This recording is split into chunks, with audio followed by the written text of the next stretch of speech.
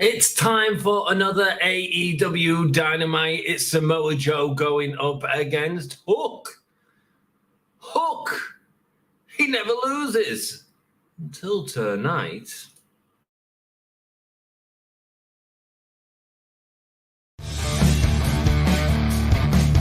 Hello, welcome, and give me a hell yeah. Give me a whole yeah. Give me a whole yeah. From the Spanish god, Sammy Guevara. Cheers to everyone watching in Yorkshire and beyond. Hope you guys have a great day from the Spanish god. Shout out to Dom. Shout out to Anthony. You guys are smart because you're fans of me.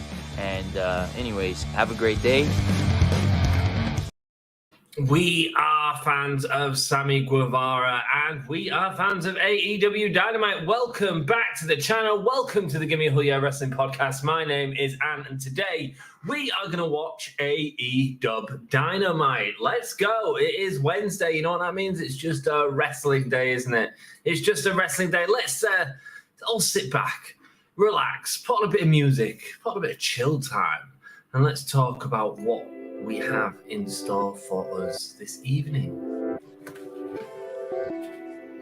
Can't even hear the music. I don't need to hear the music.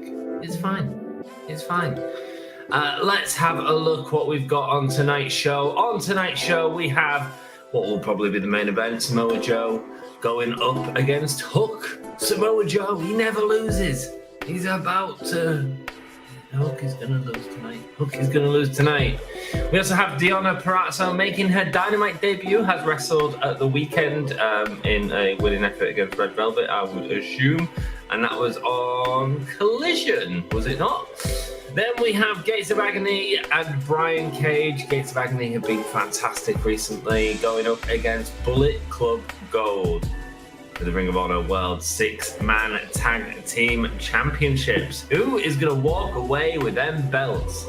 And we got Christian Cage going up against Dustin Rhodes for the TNT Championship. Should be a really great match.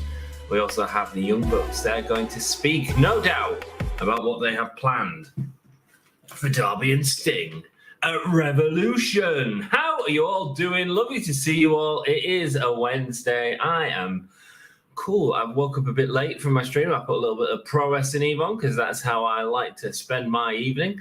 They were doing a live stream before the show, which was good to see again. Dan, when you join us, really good to see you, brother. And hope you're doing well. Hope you're all doing well. Thank you so much for popping in to say hello. We have a match to watch tonight. Well, a load of matches, I guess. 6 minutes time. It is 7 minutes and 10 seconds to be precise. How are you all doing this week? It seems like people are a little bit slower joining on this week, but that's all cool. I mean, I'm normally late anyway, so let's be perfectly honest. Oh, yes, we are live. Just checking. Cool. Hello, everyone. Thank you for joining us. Hope you're having an awesome day. Yeah, our membership's available. They're down on the join button. Hit that and you can see you get special emojis that you can use during the live shows. That's the main perk. And it also supports the channel if you choose to do it. Watch with AEW Plus. Let me just check that it's on. Yes, it is on. Very good. Very good. How are you all doing? I got a tattoo this week. Does anyone want to see the tattoo? First person to say, let's see the tattoo. We'll get to see the tattoo. Hi, Ant. Sorry, I haven't been in lately. Mate, you've been in more than you have been in the last few years, to be honest with you. I've had a tough breakup. Mate, the girl I thought was the one I found was lying to me about being abused as a kid and cheated on me. What? Mate, I'm sorry, dude. I'm sorry. Jake, you are a young man. And you seem like a decent bloke as well. And let me tell you, there's plenty more fish in the sea. There will be more relationships and try and keep your head up above water about it, mate. I know it's hard. I know it seems like everything right now.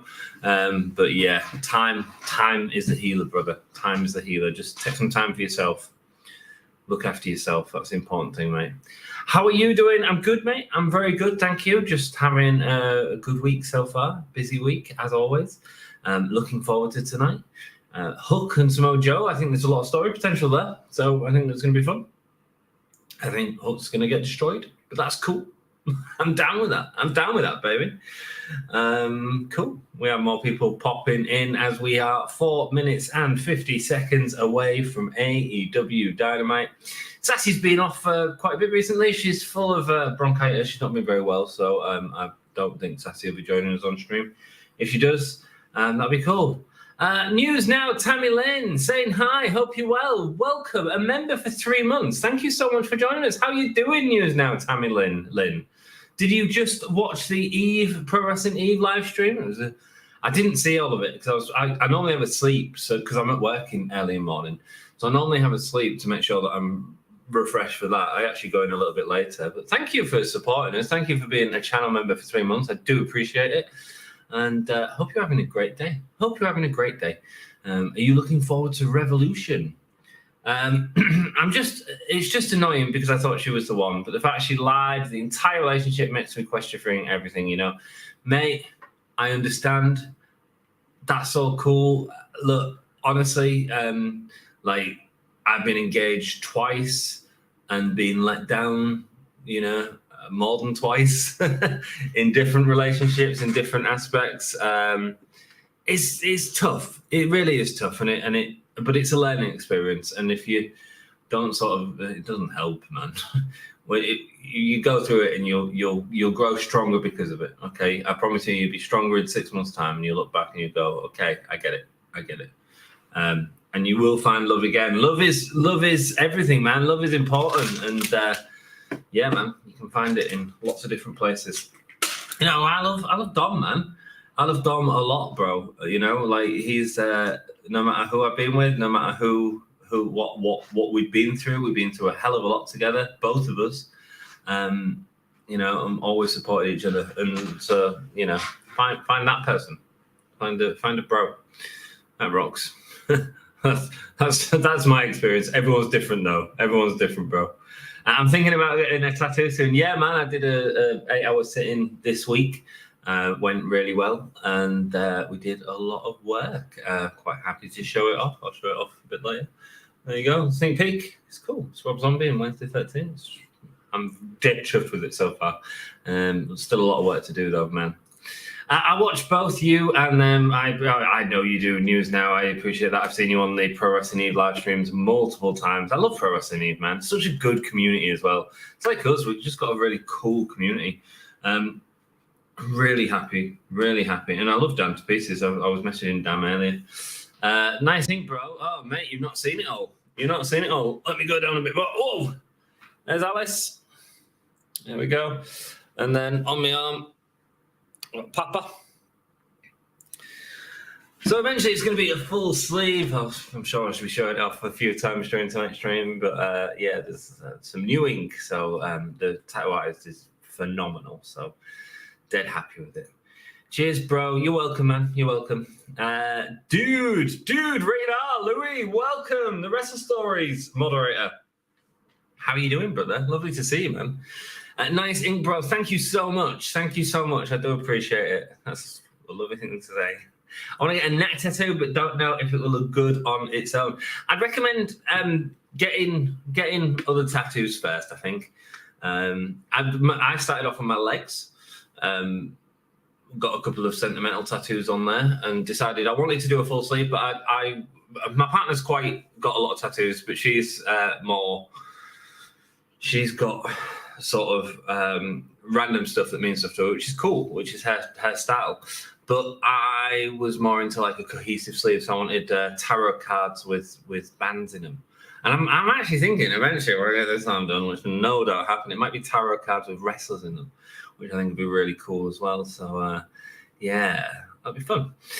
Not at Dynamite tonight. Yes, I said I wasn't going since the card wasn't that good looking, but doesn't mean I'm not bummed about it. The plan is to go to a WWE house show on March the 17th, hopefully. Fingers crossed, Misfit.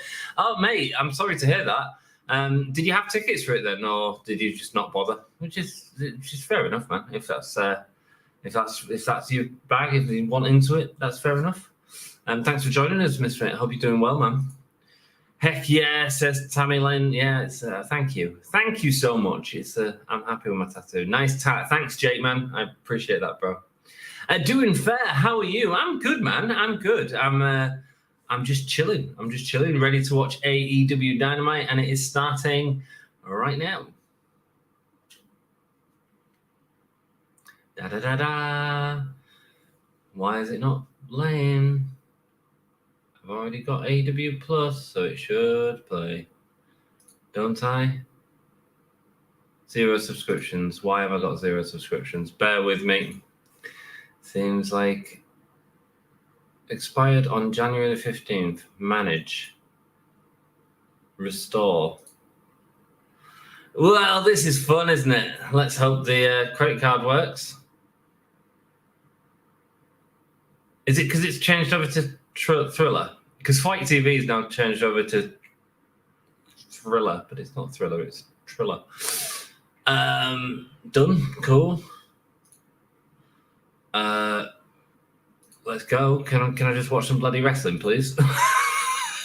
On air, let's go.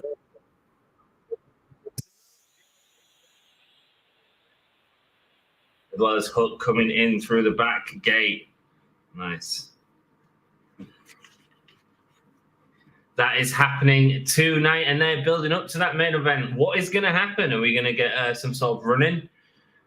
Oh, it's presented by Suicide Squad tonight as well, so we're going to see lots of trailers for that game, and god damn, it looks awful.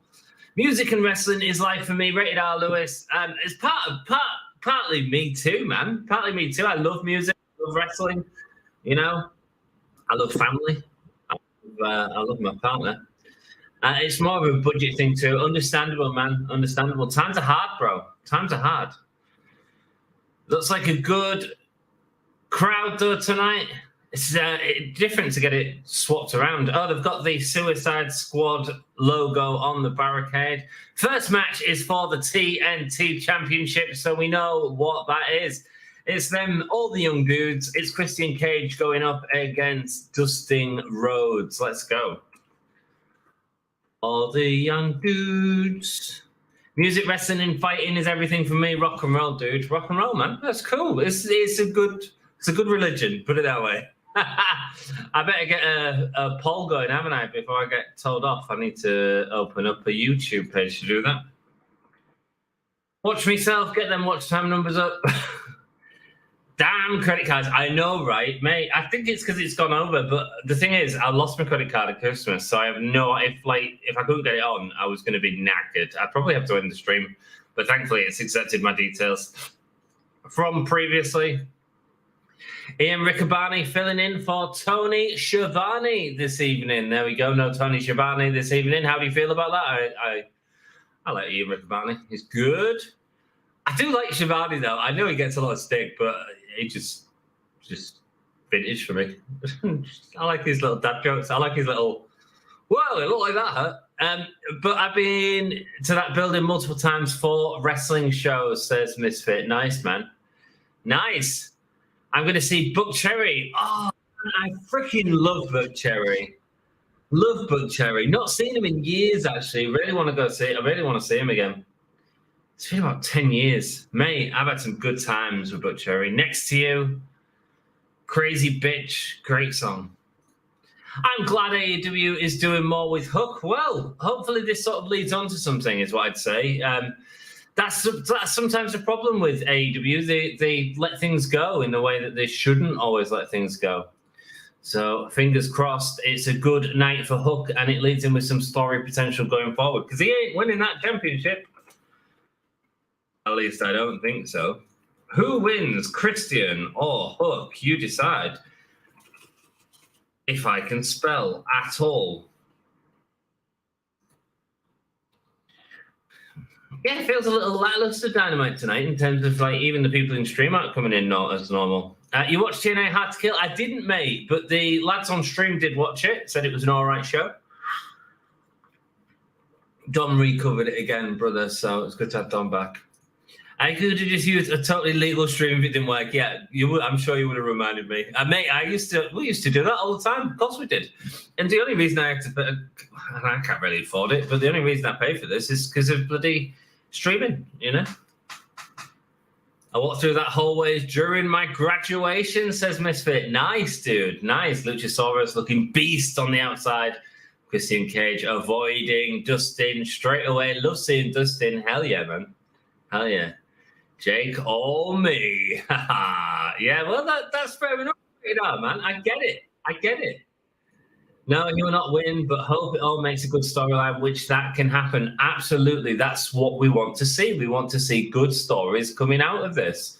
But again, it does feel like there's not a lot of heat for Dynamite at the minute. There's not a lot of people that are excited for it. I'm still enjoying it as a product every week. Misfit gets a rock and roll from Radar Lewis. I've got some tiramisu. Mate, Sassy's not here. Don't talk to me about good food. I don't want to know. I want food. Oh, mate, I'm eating my snowballs. My good food, this is what I've got. I've got a pack of snowballs. They were 30p. And I was like, you know what? Chocolate's chocolate. I don't care if it's Christmas themed. Snowballs are snowballs, and I want my balls. All right, I'm going to have my white snowballs. 20 carbs. Chocolate of choice. How's it going, Andy? Lovely to see you. How are you doing, mate? Lovely to see you. I hope your week is going well, my friend. I'm doing good. I'm excited to watch some Dynamite as Dustin Rhodes and Christian Cage are in the ring together. 30p, that's cheap as chips nowadays. Absolutely, which is why I picked them up. I picked up a load of old Christmas cards as well. I was like, I'm sorted for next year. I'll probably even write them out in the next few weeks and put them away, ready for next year. Ready to go, and hopefully none of my family have babies. Can't be doing with that. I'd have to change stuff. Christian looking at locking up with Dustin Rhodes, but obviously he's being a coward all the way around, avoiding the legend, the natural Dustin Rhodes. Luchasaurus on the outside. I think we know who's winning this, don't we, though? And again, that's the problem. I scissored time and time again, says the sign in the crowd. Christian beating down on Dustin after luring him in. I don't know when Hook was with Jungle Boy, him Kill Switch has a bit of a thing. So that story could come back and be a great storyline. Absolutely. That's a really good point, News Now. That never really played out. I mean, we saw it play out with Jack Perry itself, but never really with Luchasaurus. And Luchasaurus is doing some interesting stuff. Also, the TNT title is the type of place you want to put Hook as well. So, yeah, I like that. I like that idea. You like Freddo chocolate? I've not had a Freddo in ages, mate. Normally, when the kids leave a Freddo in the selection box or stuff, I'm like, yeah, banging, yeah. I'll eat that plain chocolate. Plain milk chocolate. Dustin Rhodes slamming Christian's head onto the announce table, going to the outside. So, who's excited for Suicide Squad? After last week, Dynamite was talking about it because it obviously advertised it a few times on the show, and I have to say it looks pig awful. Fredo Caramel is the one. And Fredo Caramel, that used to be Taz bars. Fredo's used to be plain chocolate, and Taz bars used to be the one with caramel. You know, Taz, the Warner Brothers character. I haven't seen Taz bars in years, though. Mate, I might be showing my age there. Remember when Freddos were like 5p or something? I certainly do, man. I certainly do. I love Freddo Caramel. What is this Freddo Caramel, man? It's just Taz bars. No? Have Taz bars gone out of stock? Mate, I'm going to have to check. Dustin Rhodes says Hassan has a vote in already. Now the Freddos, they used to be Taz. What? Mind blown. You wait. I'm going to talk to my girlfriend about this tomorrow. She's going to be like, oh, yeah, man, Taz bars. What happened? Mate, I'm looking it up now. Taz. Was it double R? Oh, no, it's at the wrestler Taz. Head extinct chocolate bars. Taz's are extinct. And, of course, they are caramel Freddos now. Yes, I have seen them. Taz bars. They've been extinct for years. I missed what happened, but mate, Taz, they still sell Freddo Caramel. It's the same company that made them, obviously. I mean, Taz bars used to be 5p as well. Good times.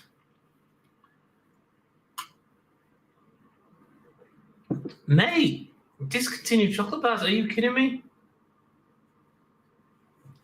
Oh, mate, Caramacs. They haven't stopped Caramacs. They're back. And I love a good Caramac.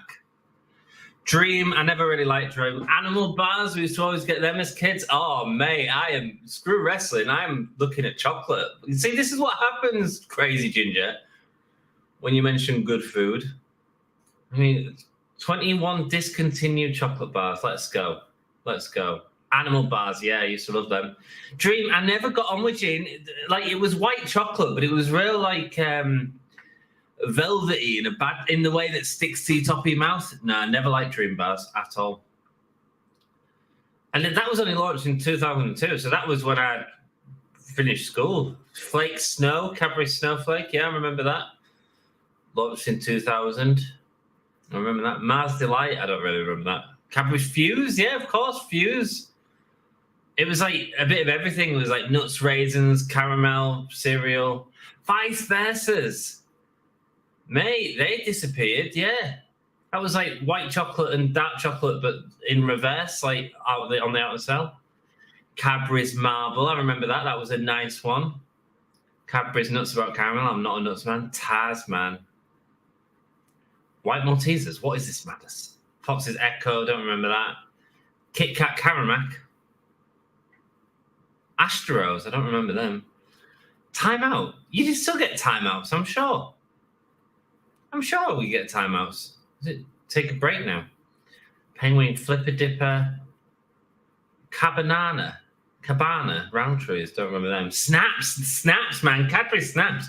They were lovely. They were like real thin bits of chocolate with like a rice crisp in them as well. Really nice. Cadbury's Whisper Mint. Nah, they're just a special. Cadbury Spira, 2005. I don't remember that. 2 twists of dairy milk chocolate. The British Trio, yeah, I used to like that. A bit of biscuit with me chocolate. Yeah, I'll go for that. Mate, there we go. Back to the wrestling, eh? Put Dustin Rhodes versus Christian Cage. I will next time for you. It's up now. I don't want to ruin the vote for now. Hat on, but thank you. Animal bars were the best. I know, right? Yeah, I used to like animal bars. Used to get happy. LMAO, I never thought I'd say 31 feels warm, but after 3 days of minus 20 plus F wind chills, it's warm. Mate, that is cold. That is cold. We have been cold in the UK. I don't know what it is in Fahrenheit, but minus 20 sounds like cold. Rolo biscuit, man, yeah. Still partial to a Rolo yogurt dude. A Drifter, yeah. Remember Drifters? The one I never really got was Double Decker. They never do much for me. You still get them. They're always the thing that's left over at Christmas as well. It's like chocolate with a nugget. It's a bit weird. Did you get permission to get your balls back? Welcome, Deonna. How are you doing? Missed you last week. Hope you're doing well, mate. What did I lose my balls? How did I lose my balls? I can't remember, Deonna. I've slept since 2 weeks ago. 28 Celsius. 28 Celsius is hot. 28 Celsius is like way too hot for me. Like normally we have the thermostat set to like 15 degrees C. Yo, on Twitch, how you doing, man? Thanks for joining us. We're mainly over on the YouTube doing the polls and whatnot, but it's cool that you joined us over there. Leave a like.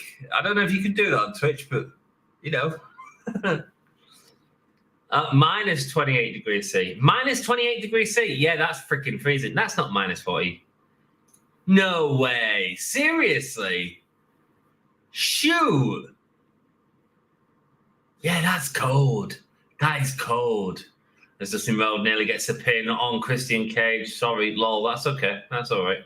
I thought I'm like, news now time and then. That's now to be like, that's warm for me. That's warm for me. Top Flight versus Private Party is also happening tonight. I didn't see that on the lineup, so that is one match to watch as Dustin Rhodes locks up Christian and slingshots him into the turnbuckle. It's a catapult.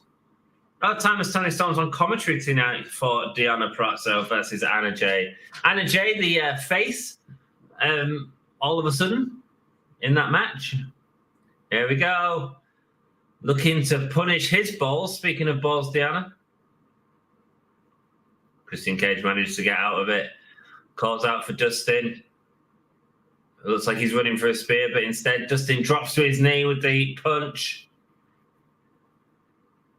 Oh, there we go. And a kick out. That was close. That was close. Why don't our silly countries use Celsius, lol? Well, I don't know. I don't know. All I've really known is Celsius, my dude. And I tell you why it works for me, because of the zero. Because like below zero is freezing point, you know? Man, minus 28 is cold. Whereabouts are you from, News Now, Tammy Lynn? Bloody Antarctica. Punch there from Christian. Returned from Dustin Rhodes. Fun fact, last time I saw Dustin Rhodes wrestle live at the North Charlton Coliseum, he wrestled Undertaker in a casket match in 1996 on pay-per-view for the IC title. Man, that sounds like fun. That sounds like fun. I once saw Undertaker versus Yokozuna in a casket match. Frog splash from Christian Cage. 1, 2, and it's not enough. It's not enough. And the whole gimmick of that match was as soon as he rolled Yokozuna into the casket, the casket like broke to pieces. It ended up the bell went and he just got wheeled off. That was a house show thing back in the day. In 1993, that was. Tennessee, says Tammy Lynn. So mid-USA. Is that cold in mid-USA right now? Mate, the weather's just rubbish, isn't it? Philippe Clement, welcome, bro. How are you doing, man? Rangers. Oh, here we go. Nick Wayne's supporting Christian. Turns over Dustin Rhodes, and he kicks out. He kicks out. I wasn't sure. I should know. I was there, and I was 2. You was 2. Bloody hell, man. Jesus Christ. You all got more snow in Tennessee than I do in Southwest Ohio. Wow. I don't really know American geography, guys. I should do. I turn 30 next month. Happy birthday for next month. When's your birthday, Misfit? Is it on a Dynamite live stream? I'll sing happy birthday if it is. If it doesn't fall on a Wednesday, though, you're knackered. Back elbow, and this is Misfit going, I wonder what day it is. Oh, he moved the rope, sending Christian down, setting up for the gonad shot. Everyone wants to see Christian's balls punished. And there's the punishment. As he twitches.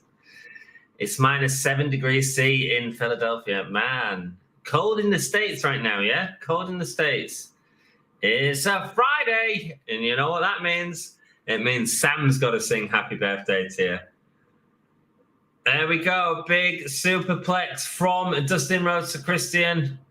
Looking for the crossroads. Really decent match, man. And look at how much the crowd have got into it. Oh, and he got his shoulder up last second there, man. Yeah, it's that cold, and we got 8 inches of snow, which is good. Mate, it's not good. I hate snow. Nick Wayne distracting Dustin Rhodes. Dustin Rhodes had enough of this jet. Luchasaurus looking for a choke slam. Kicking the balls. Dustin Rhodes just looks real lethargic. But he's still incredible. Canadian Destroyer. On the floor to Nick Wayne. And he's just out. February the 2nd, Rock and Roll Misfit. Not long now, brother. Not long now. Christian ramming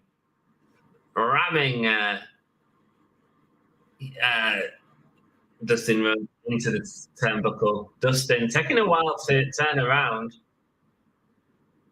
Crowd not happy about this. And there's the big spear. Well, I don't know if I agree with the way that he did there. Dustin getting back to his feet as Christian looking for kill switch. Boom! And that is it. And the crowd. Oh! Oh, get raised again as Dustin Rhodes kicks out again. Nice. Honest Poison helps me so much for a difficult time. Just put their playlist on. Cheers me up. I don't. Poison is in the band. As in nothing but a good time. I'm looking for nothing but a good time. Oh, Blitzkrieg Bop. And a second kill switch. That is going to be it. The crowd don't want to cheer Christian. No, they don't. No, they don't. They don't want to. You mean Yambag Jones? Yambag Jones? What am I on about, mate? What am I on about? It's my birthday on the 25th. Yeah, in your birthday the same day as mine, bro. 25th of March. It's a nightmare to drive in the snow. I've quickly learned that, mate. It's a nightmare to drive in the rain. Me and our lass were driving back from Sheffield not long back. And, aquaplaned a few times. That was scary. I share my birthday month with Julia. Her birthday is the 21st. Nice, man. Nice. Swerve is backstage. He's got a lot of makeup on. A lot of makeup on today. So it's on the World Championship. Swerve has his eyes everywhere. He'd be a fool not to pay attention to the main event.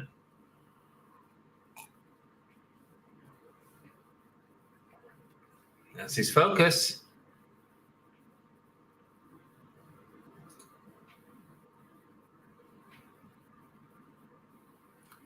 Everyone's talking about Swerve right now.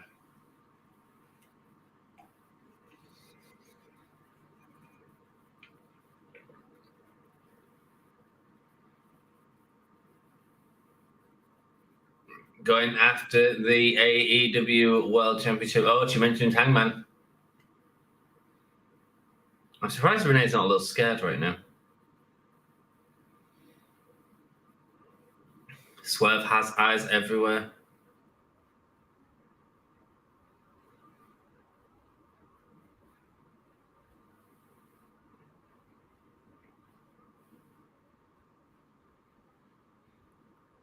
Swerve's watched Adam Page run through everyone.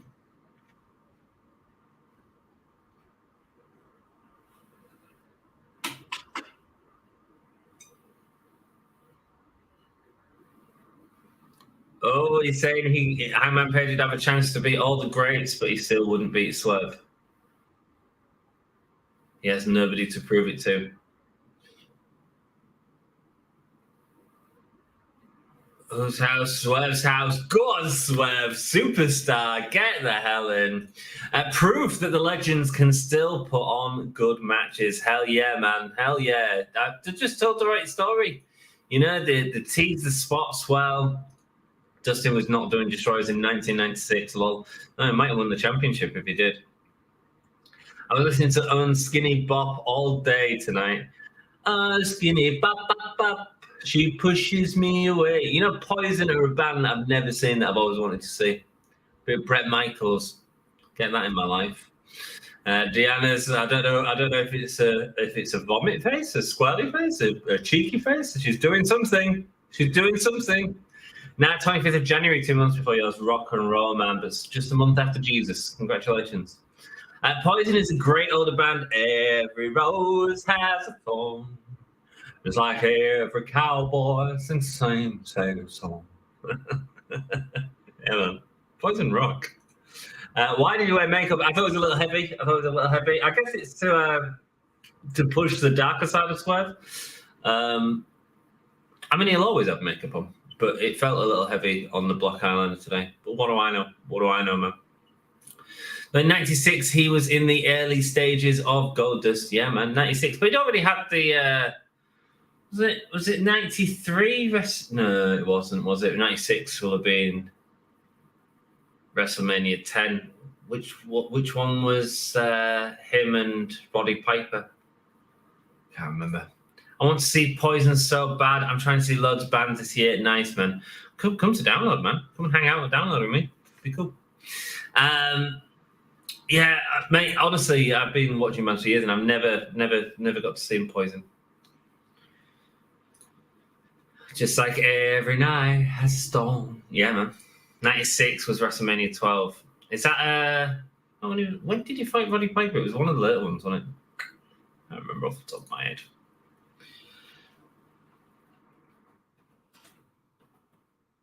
It was a year of OJ, wasn't it? WrestleMania 12, yeah. 96 was WrestleMania 12.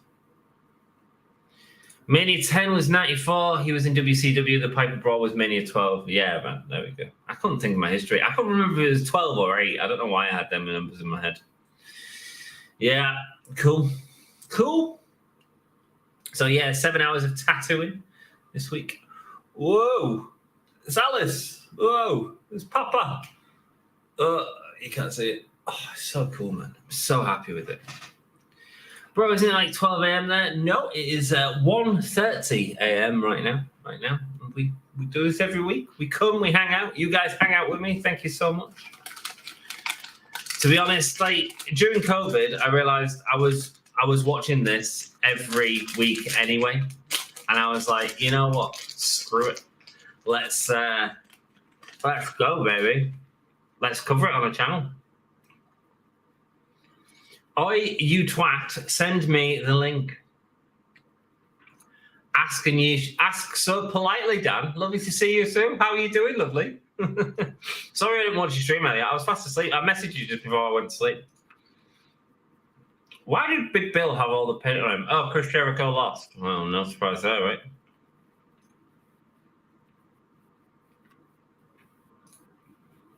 Also, last messaged me before she went to sleep.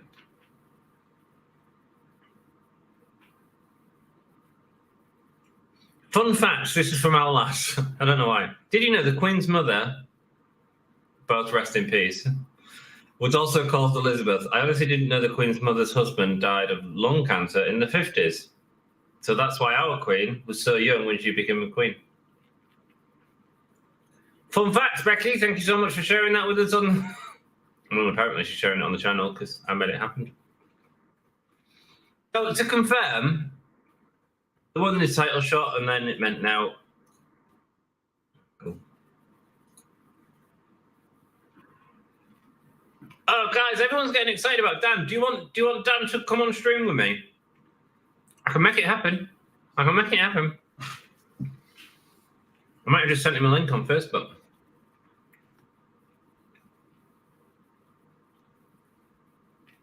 To get over this loss, you have to get over that win. Yeah, he's going to kick your ass. Matt Sadell is going to get his booty kicked. Jesus, lol. I must be getting old, mate. Me too. Yeah, it's Dan's a new Dan time in line. It's coming on stream, mate. It's coming on stream. Oh, that match is happening tonight. Feels like last week's had a lot of story going into it. This week's doesn't. I think I'm actually doing live streams for pay-per-views too. Definitely will be for many of the team. Nice, man. Nice. Good. Well, let us know when it's happening, Jake, and I'll send people over there. I'll certainly tell people about you. Hey, Dan says Rated R, Lewis. Oh, well, I mean, I don't know why you're saying it to me, Rated R. Why don't you just say it to the man himself? It is the Booker. Pro Wrestling Booker. Just like me and Theatre. Oh, Pro Wrestling Eve. I nearly said AEW. It's too late for this shit. Hello, Holy Dan. shit. How old do I look? I have no sound from Dan. He's going to go away a second and fix his audio. But what a massive anticlimax that was. First of all, you get a crap introduction, but then you get no audio from Dan. Give me a thumbs up. Fun fact, where are you sending me a link? Mate, you know, whatever tab's open. I guess so. Dan... don't cry, let him come up. Mate. Dan ain't crying. I'm just going to bring him back on stream because something's not working. Mine says I have sound. I can't hear you, bro. Let's see if I can hear you on the channel. Something's not working. Mine says I have sound. Oh, it's mine that's not working. Ha-ha! Can't hear you. Give me a second. How do I fix that? Audio. My mic and speaker because I'm wrong. That's better audio quality. Hello and welcome to the Give Me a Hell Yeah Wrestling podcast. Speakers good there. Oh, that's way better quality. I know, right? I was using some sort of mic default speaker from somewhere else. Hello. Hello. How are you doing, man? I'm all right. I'm going to go get some biscuits. Oh, nice. What biscuits are you getting? I don't know yet. It's going to be, I've got a bag and there's just a whole bunch of biscuits. I'm just going to put my hand in the biscuits and I'm going to pull out whatever. I want to get rid of this background. It's like, hello, Keith Lee. Thank you for joining us here. Probably the closest you're getting to Dynamite tonight, I imagine. Let's see if I can just remove Keith from the background there. Let's just go with none. And it's just a green screen, but it's fine, right? You're okay with that as a background, yes? Yeah, we're all happy with that, bro. I'm more concerned about you getting your biscuits, but you've teased I'm everyone. going to go get some biscuits. Yeah, get some biscuits, man. God, I look so middle-aged. Look at me in my whatever this is, like a jumper, a sweatshirt. I don't know what it's called. Hey, mate, I'm midlife crisis. I got a tattoo. But that's a cool midlife crisis. I'm here wearing something from the Edinburgh Woolen Mill from 20 years ago that's still going strong. Great, man. Well, Dan, go get your biscuits. I'm going to go get biscuits and come back, and I will join you for what looks like Orange Cassidy and Trent Barrera against Penta. And who's Penta's tag partner? Is it Phoenix? It is Commander. Oh, it's Commander. So Phoenix is still not back, bruv. It's been out for a while. It has been a while, man. Come on, Misfit. This is where you usually chime in and tell us what it is that's going on. What's happening with Phoenix? Let us know, man. Right. Go get your biscuits anyway. I'm going to go get biscuits. Have fun. I love that man, Dan. He's going to be back in a second. And he just drops in chat, I'm going to go get biscuits. Or at least I just see it in chat.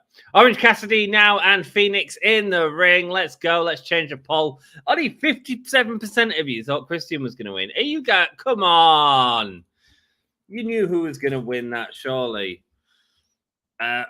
Orange and Trent or Penta. I don't even know which Penta it is anymore. Penta and Commander is.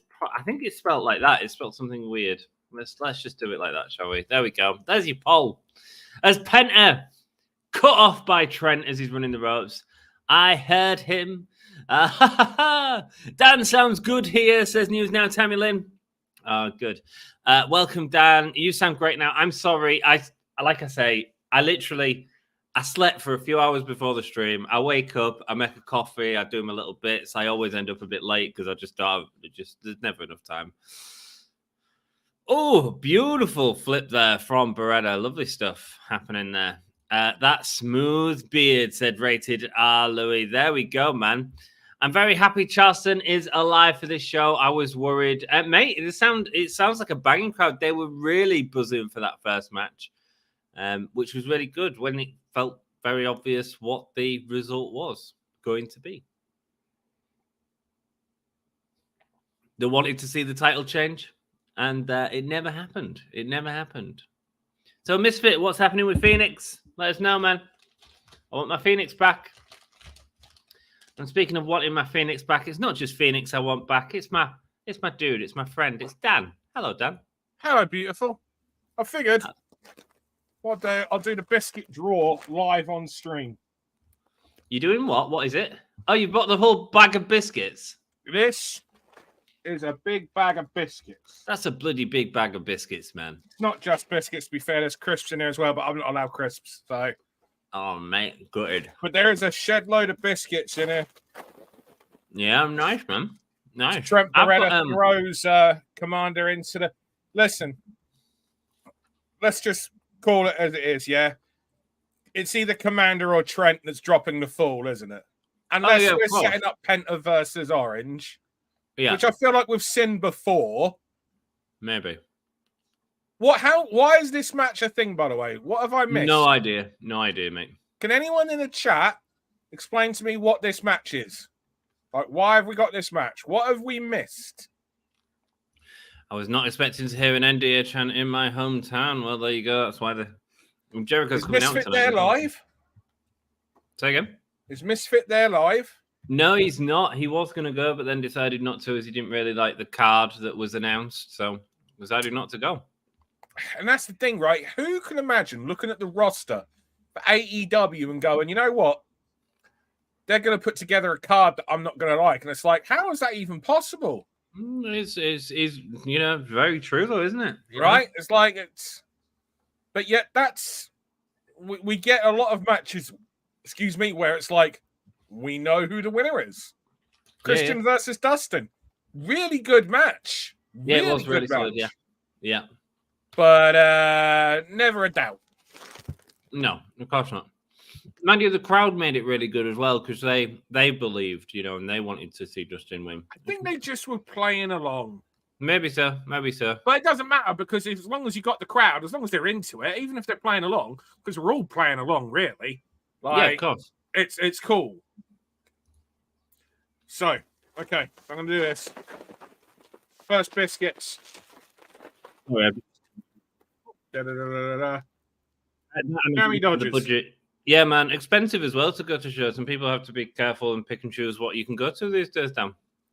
Yeah, that's right. As I know, because our last pointed out to me how little gigs I go to these days, and I was like, you know what, it's true. I really have to pick and choose. Yeah, no, you do now. I mean, especially now that we live in this era where bragging about how much money you made from shows and breaking records is now priority. Where really wrestling, for so long wrestling was looked down upon because it was classed as a working class sport / entertainment. Those with a working class income can't really afford to go to a wrestling show that's a television wrestling show these days without using some form of credit now. That's right, yeah. Because it's just astronomical. It's so expensive, yeah. It really is. Oh, beautiful sling blade there from Penta and another multiple to orange there. Yeah, it is, man. And it's interesting. It is that sort of working class entertainment as opposed to something like ballet. And I've talked to you many times about this and the comparisons between wrestling and dance. And we spoke about it on numerous occasions. And and yet ballet is held in such a fucking high regard compared to wrestling. And here's the thing as well. It's funny because part of the reason why that wrestling doesn't get the same value in television for television fees as what other programs do that do the same level or same kind of numbers of viewers is because wrestling fans, those who watch wrestling, do not have the income to spend on as much of those who advertise during the show. So because they're a lesser income, wrestling can't get as much money in advertisement or television rights fees. And yet, there they are charging thousands of dollars for front row. Which is just so there's a big discrepancy there. It really is just ripping as much money from people out as they can because they're in line. There is the proof in the pudding that the income of the general wrestling fan doesn't match high ad-based revenue. No, it's hard, man. I'm still bummed about not going. Well, there'll be another time, I'm sure, Misfit. It'll be in your area again. I always find a way to enjoy 99% of wrestling, says Rated R. Louis, which is why I'm going to try to go to the WWE house show on the 17th. I enjoy your house show as well, though, Dan. I prefer to be at a house show rather than a television I much prefer house shows. The wrestlers get to have more fun, get more creative, really get more freedom.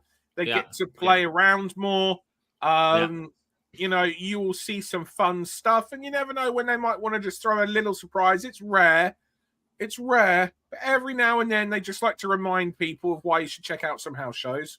Why it's important, yeah. I think for me, it's it's that having second fun. Match, second destroyer. Yeah, there we go.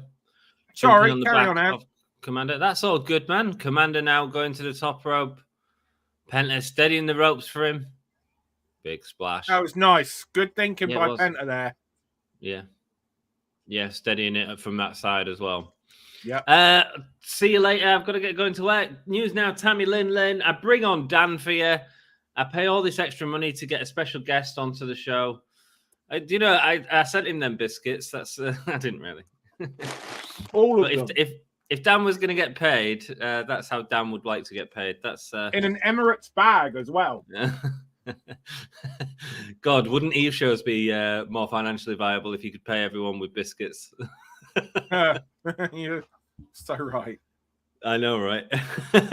Beautiful. This is the Corkscrew 450 running Busaiku knee. Lands nicely though. Commander. Yeah. Commander looks good in this match, actually. I mean, he's constantly in with great wrestlers. He's only going to get better and better. And learning from Penta, who's smooth. You know, Penta's so good. Oh, he is, yeah. Beach Break. I'm not a fan of that move, as I've said before. It just, we see all these moves, and then that move is like one of the finish. Ooh. Orange punch feeds through into Trent's C4. I don't know what they call it in here, but it used to be a C4 driver. Mate, you've got all the names down. Trent gets the win on Commander. They've been building something for Trent for a few weeks now. So nothing. So Trent's challenging someone. I don't know if it's Orange. I don't know what's going on, but they're doing something with Trent. Orange Cassidy and Trent getting the win. And look, there's the focus. The belt. They focused on the international belt there as well. And then back to Penta.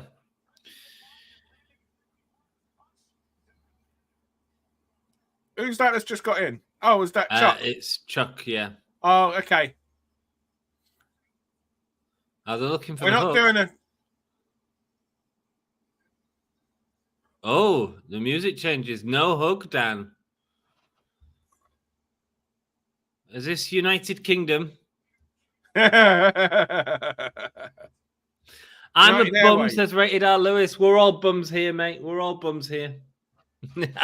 Okay, so we're just building for best friends to be the first people to put Roddy and Co over. Yeah, that's all it is. Former NWA Women's Champion Camille is backstage at Dynamite, says Misfit. Ooh. Yeah, I mean, Camille's a good signing for, anyone. I mean, they look like a star. If I was WWE, I'd go after Camille hard. If I was AEW, I'd try to just build my own division a little bit more personally. I don't think AEW's problems with its women's division are the type of problems that will be fixed by adding more talent. It's not. Yeah, it's not. Yeah. They've got a lot more to sort out than just that. Awesome Misfit. I like her. And I think we're seeing that with Deonna as well. I think putting her straight to the championship match is just silly.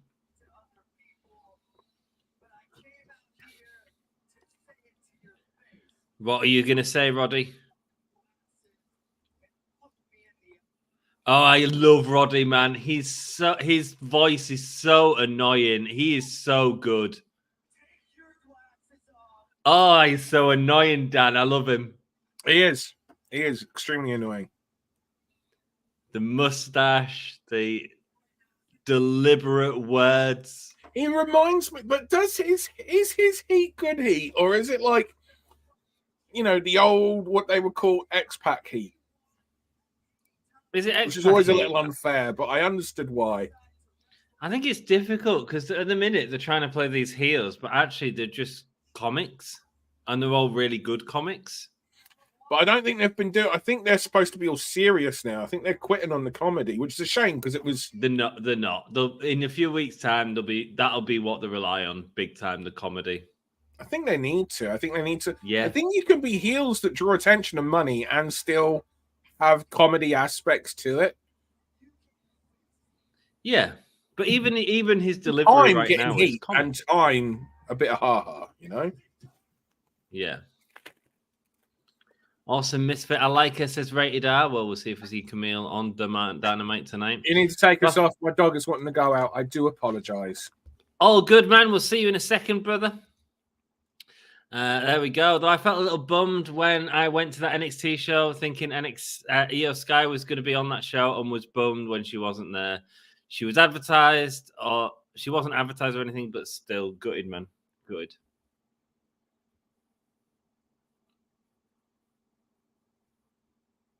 Oh, he's saying let's have the championship match right here, right now. No messing about here. What are they doing?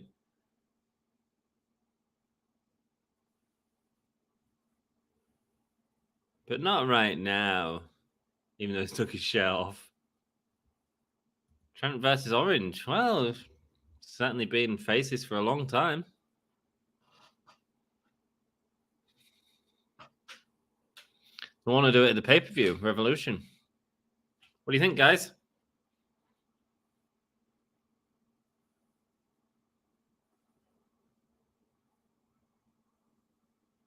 Asshole chants from the crowd.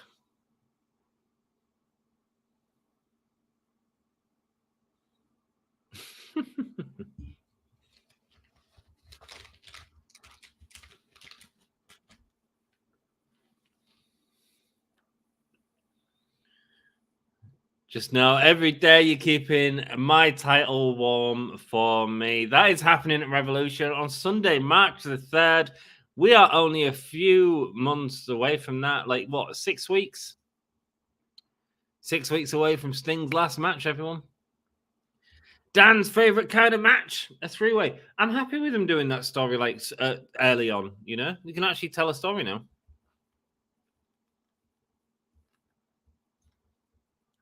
Here we go, scheduled interview with Adam Page.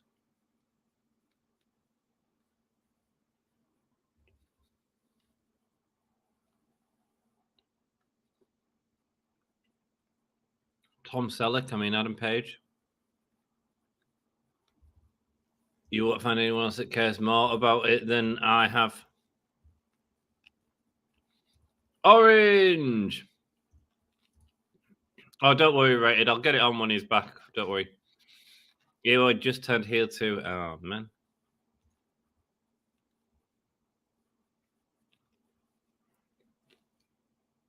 He will get the title and he will keep it as long as he can. I can't believe it, but it's perfect time because he gets too stiff. What's Sting? Yeah, man. I don't want him to hurt himself. Orange versus Roddy will be a good match. It's a solid match, man. A solid match. And I think it's 2024, the year of bad mustaches. Yeah. Do I really feel in at the minute? What do you reckon? Should I do a mustache, Deonna? That's a hell of a mustache right there. I can make it happen. Make it happen. I've got too many chins though. That's why I hide them. Sorry. No, that's all right. Yeah, before Sting gets too stiff in the ring. Great lighting rig. Matt Briscoe and the Briscoe family coming out. Matt Briscoe and Jay Briscoe's Titantron playing. Them boys.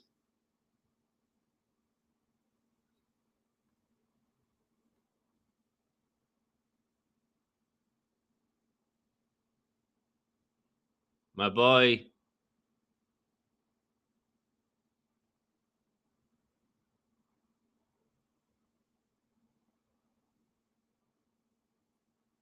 Oh, he looks sad.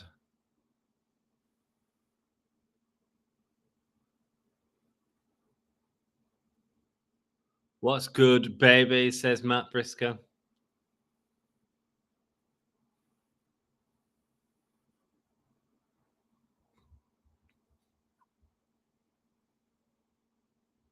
Comes representing them boys, the Briscoes.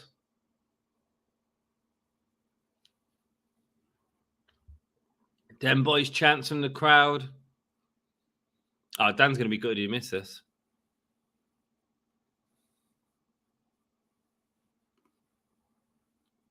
One year ago today that Jay passed on.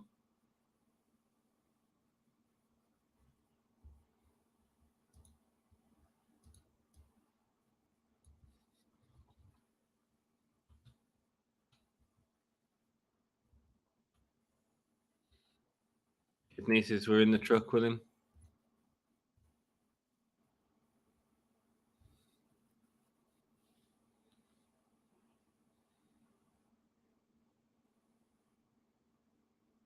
Here she is.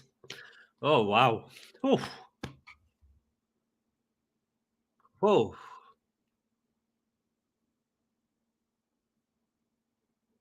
Yeah, she is walking out.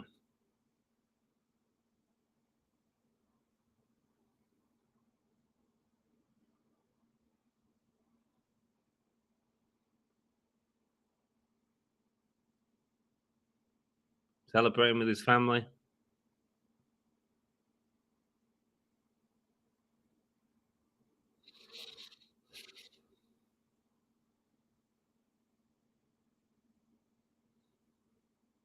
There he is, celebrating with his niece. What a beautiful moment, man.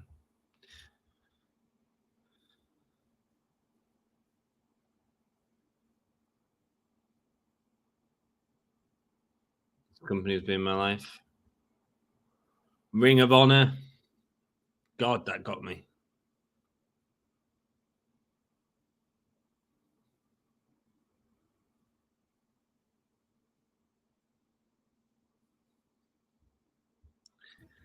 Hey, Dan. Yeah, it got me too. Did you see that? Yeah, I did. Flipping heck. Aye, aye, aye.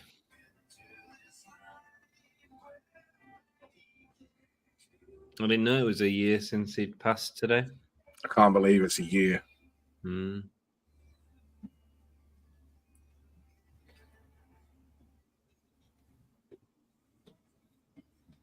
Truly, you know, it's heartbreaking, man, that the world never got to experience the Briscoes properly. No. And I hope, you know, they'll start doing something. Like Mark is, you know, I know there is emotional attachment through the story, but that is life. But yeah, Mark is over as well, separately. Mm-hmm. My wife has just joined me. It's a year to the day since Jay's.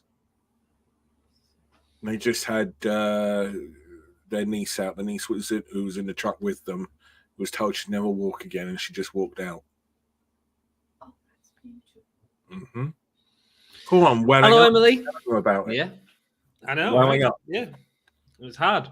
Even when I tried to speak and I realised I couldn't. Wow, Tam's Flies is rated out. It does, man. That's why you got to live every fucking moment you can. I need tissue, says Deanna. I don't blame you, man. I don't blame Yeah, you. my eyes are stinging like a mar right now, I tell you. Hey, I stopped myself saying the F word there. Look at me, Yeah. I'm growing. Yeah, I didn't. I've lost it, but that's fine. Emily's just saying to me, I need to quickly explain the reason why they sting is because I don't have the protective fluid on my eyes. So if my eyes water, they sting so much. So that's the reason why. Apparently, you needed to know that. My wife insisted. I do not need the medical explanation as to why you. My girlfriend would do exactly the same for this, right? That cinnamon challenge where she comes out with a disclaimer to not do this at home. No one needed that. I didn't need to know that your eyes were stinging. I appreciate it. Jesus Christ. Rated R gives a cry face. Yeah, as Pat says, love someone today. Indeed, Mark is really good. He certainly is, man. That's all on Warner, sadly, and everyone tried telling them that the Briscoes had changed. Oh, I think it was always it was destined to happen at some point. They just had to get over the politics of it. But at the same time, if we are to talk about that, I think there were things that was said in naivety many years prior. Correct. And I think whilst any sort of news media, they'll always accept the shocking thing at the time and they'll hold on to that, but they don't necessarily listen to the apology and they don't really care about the apology. All they want to do is report the shocking story. So there we go. That's I'm just going to mute myself. You don't need to take me off. I'm just going to mute myself. Just 2 ticks. Yeah, no worries, man. Okay. I'm so glad that little girl's able to walk. Hell yeah, man. I agree completely. Yeah. I hate that they waited till one of them passed to all them on the show. Yeah. It's sad. It is sad, but that's what happened, you know. Pat McAfee's post that's on his Instagram often. Oh, does he? Right, cool. Cool. Love someone today. Well, it's a nice aim, man. I didn't know that he did that on his Instagram. That's cool. Allow them, I mean, that's okay. That's cool. Well, there we go. It's been a year. At least I get to celebrate his life now. You know, and that doesn't bring anything back, but there we go.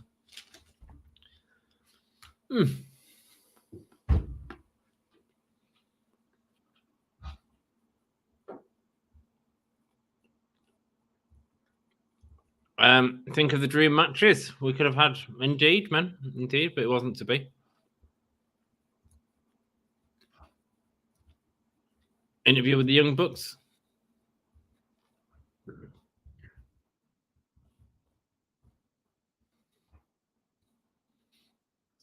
Time to take this job a little more serious.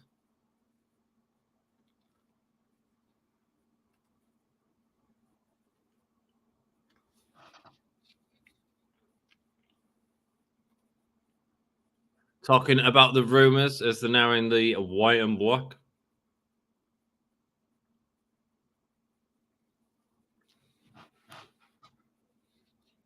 Nick Jackson's great, man.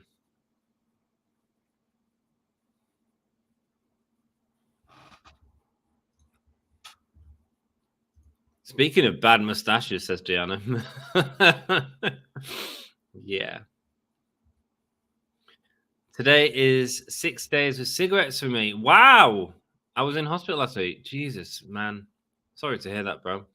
And Dan is back with us. How are you doing, Dan? Oh, sorry. You're still muted, love. Did you mute yourself? Trying to hear this promo, but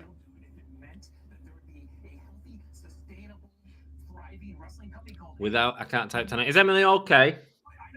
yeah, it's just coughing her guts up, poor cow. Oh, bless her. Bless her. Send my love to her, man. I miss Emily. I need to hang out at some point. Oh, well. So the Bucks are doing it where it's all thanks to them that AEW exists. That's what I got from that part of the promo. Yeah. They're looking like Hollywood's EVPs. Yeah, I think that's the... Which is great. Nick, certainly. Yeah. Well, Matt as well with the cardigan. Yeah, and the no socks with the shoes on. Yeah.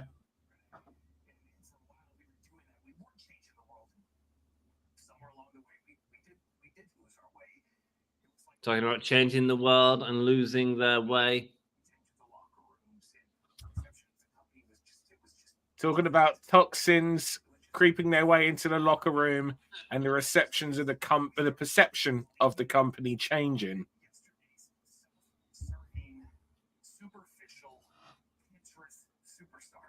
Oh, so referring to yesterday, okay, so I see what they're going here. They're going down the route that the stars of yesteryear are self-serving and cancerous. Yeah, and bringing up cancerous as well brings up the CM Punk thing as well with Seth Rollins doing that to CM Punk on the other company.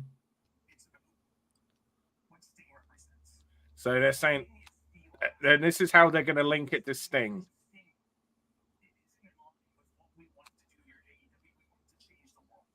So Sting isn't in line with what they intended for AEW.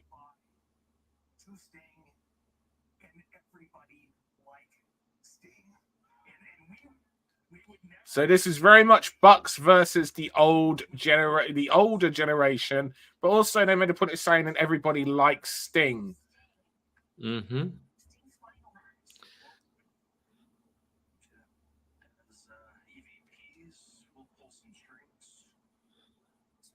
Pulling the EVP cards thing, and I dig it. This could be great, Dan. This could be great. I dig it.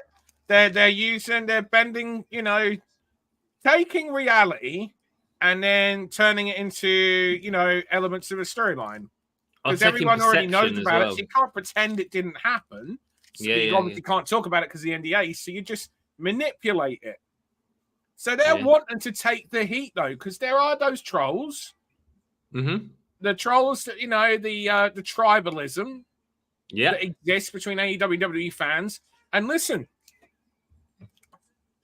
people go on about how we're, the internet killed wrestling and, we're living in this day and age of the smart mark. I maintain there's never been an era of wrestling that is desperate to believe and make stuff up enough to the point where they believe clear falsehoods, to suit their own agenda than it is now. In many ways, and I'm not talking about the beautiful people that are joining us on this stream, of course not, but we literally live in an era of not the smart wrestling fan, but the dumbest wrestling fan era. It is. Literally just create it, and then most of them then call themselves journalists. I see a couple of them on your stream every now and then, and it really does my head in.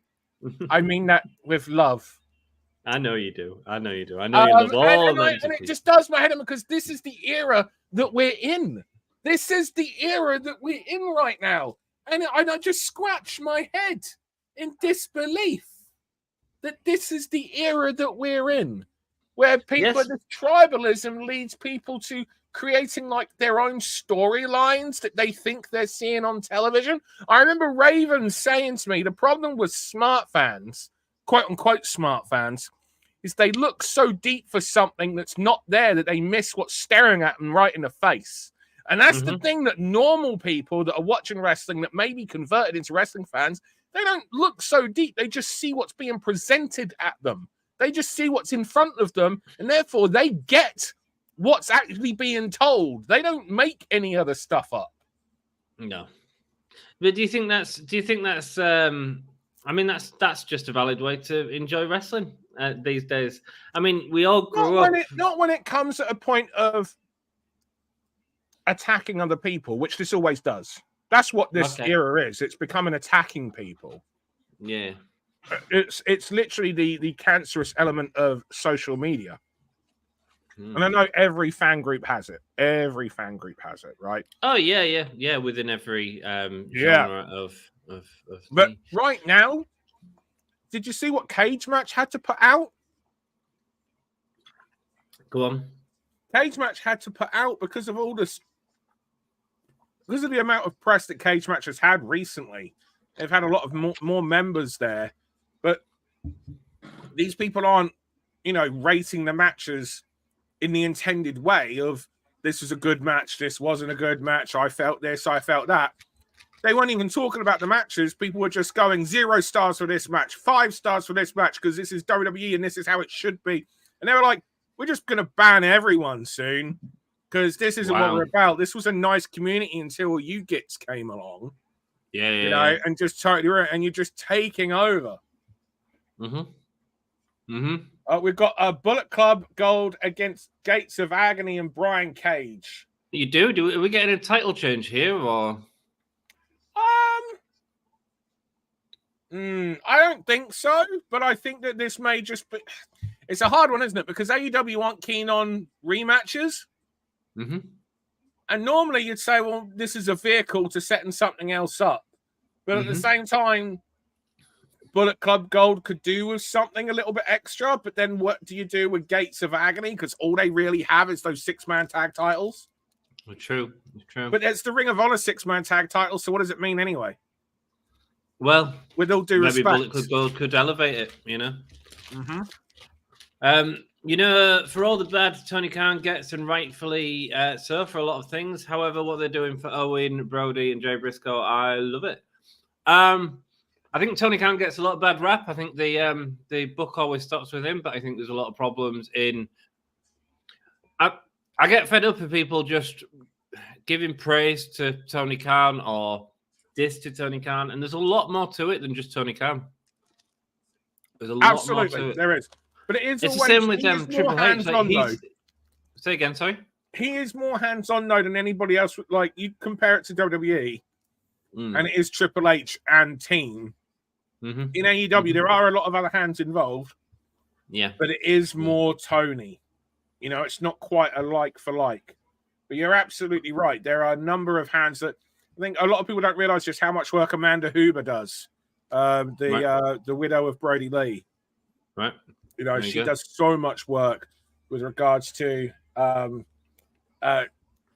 charity, basically, philanthropy. Right. You know, like doing all the good stuff, and I'm sure, and a lot of stuff that we just don't hear about on television. That's the other thing. Everyone, it doesn't happen on television, in people's mind, it doesn't happen at all. But That's right. you know, remember John Cena has the record for most Make-A-Wishes fulfilled. Mhm. How many of them have we ever actually seen or heard about?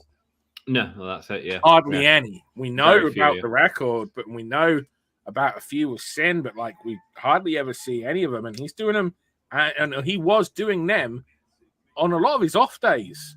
Those weren't factored into his house show days.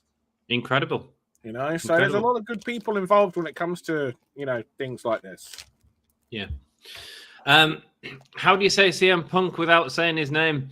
The reason I mentioned CM Punk is because of the cancerous line. It reminds me of what Seth Rollins said about CM Punk, which was one of the only things that was sort of hugely reported on, because he'd mentioned that it was a cancer to the industry. So I think there is a callback to that, and obviously the history with the books with Punk and the backstage history that we perceive.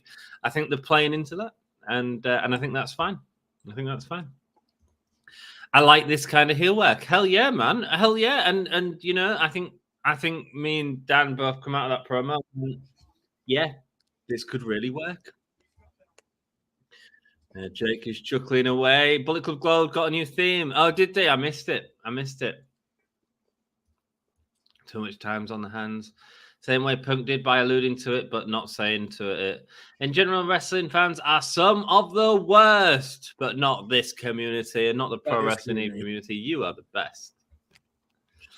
Cage match banned. The arguments in the chat. That's your example. That's the proof right there. We don't see the arguments in the chat. No. Well, you get people agreeing with it. and I agree, man. I agree, you know. It's it becomes tiresome, the tribalism, but it's the same with music, man. It's gatekeeping in music, right? You know, it's exactly I don't get it though. It's like what does my head in is, again, these so-called smart marks don't realize how much money these podcasters are making out of them. They don't realize that they're just being manipulated in a new way. Because after all, what would these people be hating on if AEW didn't exist? Exactly. Yeah. They are making so much money from AEW existing and being able to create an us and them. It's politics. It's left v right. It's, you know, one of the worst for it is bloody Bischoff. Right. Bischoff, who's seen AEW as this competition to WWE, and is basically using it as a vehicle, not just to discuss AEW, but also how he did WCW better, and ultimately, to it being compared to WCW, yeah, and being more and you know, people saying it was more successful than WCW, yeah, but I also feel that he probably just looked at the amount of attention that his podcast was getting compared to these others, and was like, well, I can do something. You know, the guy's autobiography is called "Controversy Creates Cash." Yes, you know, like, he's telling you why he's doing what he's doing. It's literally this. What I mean, it's in front of your face. Yeah. Oh, what's great is like the crowd reactions for Bullet Club Gold, man. Did I miss a turn? Well, they came out with the Acclaimed, didn't they? Because they attacked. They went to attack the United Kingdom, and I love how you call them the United Kingdom. It's in my head now, so I don't care. I genuinely, I'm here for it, brother. You wait till all in. I really hate their faction name. So solid. Yeah, why not? Yeah, right. Why not? It's lazy. Their faction name's just lazy. Yeah, it's not the best. Well, it's all right. I don't really care. Oh, bless him. Sorry, carry on. I interrupted you by putting it's a 2-word name, which I don't mind. I don't like it when factions start getting too many words in the names. It might be a title change, brother. You know. I think it might be, man. I think it doesn't mean anything, but there might be. Well, it'll mean something for the titles. If it meant something for the titles, it would mean something here. But everyone starts somewhere. And I think it means something for the Guns as well. Mind you, they've been AEW tag titles as well. But I think AEW, by not wanting to do rematches and repeat matches, sometimes misses that back and forth feuds can elevate titles. Hell yeah, man. As well as the individuals. And I just think that, like, look, Gates of Agony and Brian Cage aren't doing anything. They're all incredibly talented, wrestlers. Bullet Club Gold haven't really got anything. Let's just do a series. Let's do a series. Yeah, let's hot potato a little bit. Yeah. It's fine. Because when it's not done, this match a finish. Let's do a brawl. Let's have it thrown out. I'd like to do that. Let's have it thrown out. Let's build to this wild, chaotic, the arena-wide brawls that they do. Let's build to something like that, Yeah. Lifting some people up. But that's the thing, Dan, and it's difficult because that was one of the things that made AEW exciting, was that when in a time where Raw was giving us the same shit every week, AEW was giving us fresh matchups and has remained true to that. Yeah. However, it comes at the expense of story. Here we go, the Acclaimed helping out Bullet Club Gold now. And the other thing, though, is WWE were giving it to us every week with everyone. Yeah. If AEW just did it with one group of people, it would be okay. It would be fresh. Yeah. It wouldn't be the same thing. We have new champs. Yeah, there we go. Jay White getting the win. Getting his first belt in AEW, is that? Well, it's not an AEW title. It's a Ring of Honor title. Oh, there we go. There we go. People don't also mention a lot of the good things they do. Yeah, that's right, man. That's right. I think the wrestlers make too many decisions, but what do I know? Don't they make good money for Make-A-Wish? I don't know if they do make money for the wrestlers Make-A-Wish. Aren't paid for Make-A-Wish. No, I'd assume it's just charity-based. That's right. I know my sister was in Make-A-Wish and they spend money. Yeah, I'm sure they do spend money, but it'll be on different stuff. There's a difference between, spending, making things happen, and spending where profit is being made. Because it's a charitable. Dan, I like this, man. So you've got them with the three-way belts, and you've got them with the three-way belts. Yeah. Yeah, unify those motherfuckers. Yeah, I'm here for that. I'm here for that. The belts. Yeah. Cool. And it was actually the Acclaimed who helped them win the titles as well. Yeah. Good story. Adam Cole putting over Wardlow again. Kevin Nash too. Yeah, Kevin Nash was one of Bischoff is all about saying how much he did in WCW. He was the executive producer. He didn't own it. He wasn't booking it. The people that did book it were doing a shit job at times. Let's be perfectly honest. Who's that? Sorry? Bischoff. Bischoff was booking WCW. He was the executive producer, wasn't he? Yeah, but that was also the same. The way WCW was done, because WCW was a subsidiary of Turner Broadcasting, so they had official titles. Yeah, but wasn't it? I thought Nash and Sullivan were doing more of the booking. Not. Depends on the era. Right. Fair enough. Sorry, mate. So you're not wrong that Sullivan was booking and involved in booking up to a certain point. Because Flair was involved in booking as well, wasn't he? Until really kind of like the turn of Hogan, and he was kind of like pretty much out there. Nash was starting to get more involved just prior to him beating Goldberg and ending the streak. There we go. I use Cage Match for history for when I review like Stardom. If there is a history between like Starlight Kid and Atami, I use Cage Match to talk about it. Cool, man. Cool. That's fair enough. Cage Match is great. Like it's people like anything else, right? Do you know the phrase? I've heard this phrase said from wrestlers so much more frequently over the last couple of years, and it's such a shame. Because they don't mean it the way it sounds, but they also mean it the way it sounds. And that is, this business would be all right if it wasn't for the fans. Now, they don't mean it as a blanket statement for everyone. They don't mean it for people like us and the guys in the chat or whatnot. They mean it for those people that like that person that were like all those people that were fat shaming Deonna Purazzo and then somehow linking that to the tribalism. You know, WWE would never have someone that looks like that on their show. Do you know what I mean? If this was WWE, they'd be told they need to lose weight and get in shape. Jesus. You know, which is these people hearing themselves. Yeah, it's not right. It's not right. And it can really affect people's mental health, man. It's not good. Wrestlers are people. People forget that. Wrestlers often, right. anyone in entertainment is usually, you know, has some hang-ups because you have to be pretty something in order to do this to your body. Yeah. Do you know what I mean? Like you are literally destroying your body. What do you get paid to? If we describe your job badly, right? I get paid to destroy my body and make it so I will have difficulty walking or getting down on my knees to play with my children when I am in my 40s and 50s. Yeah, that's why I got a new job. Right? That's describe a wrestling job badly, right? Right. That is it. Yeah, it is, man.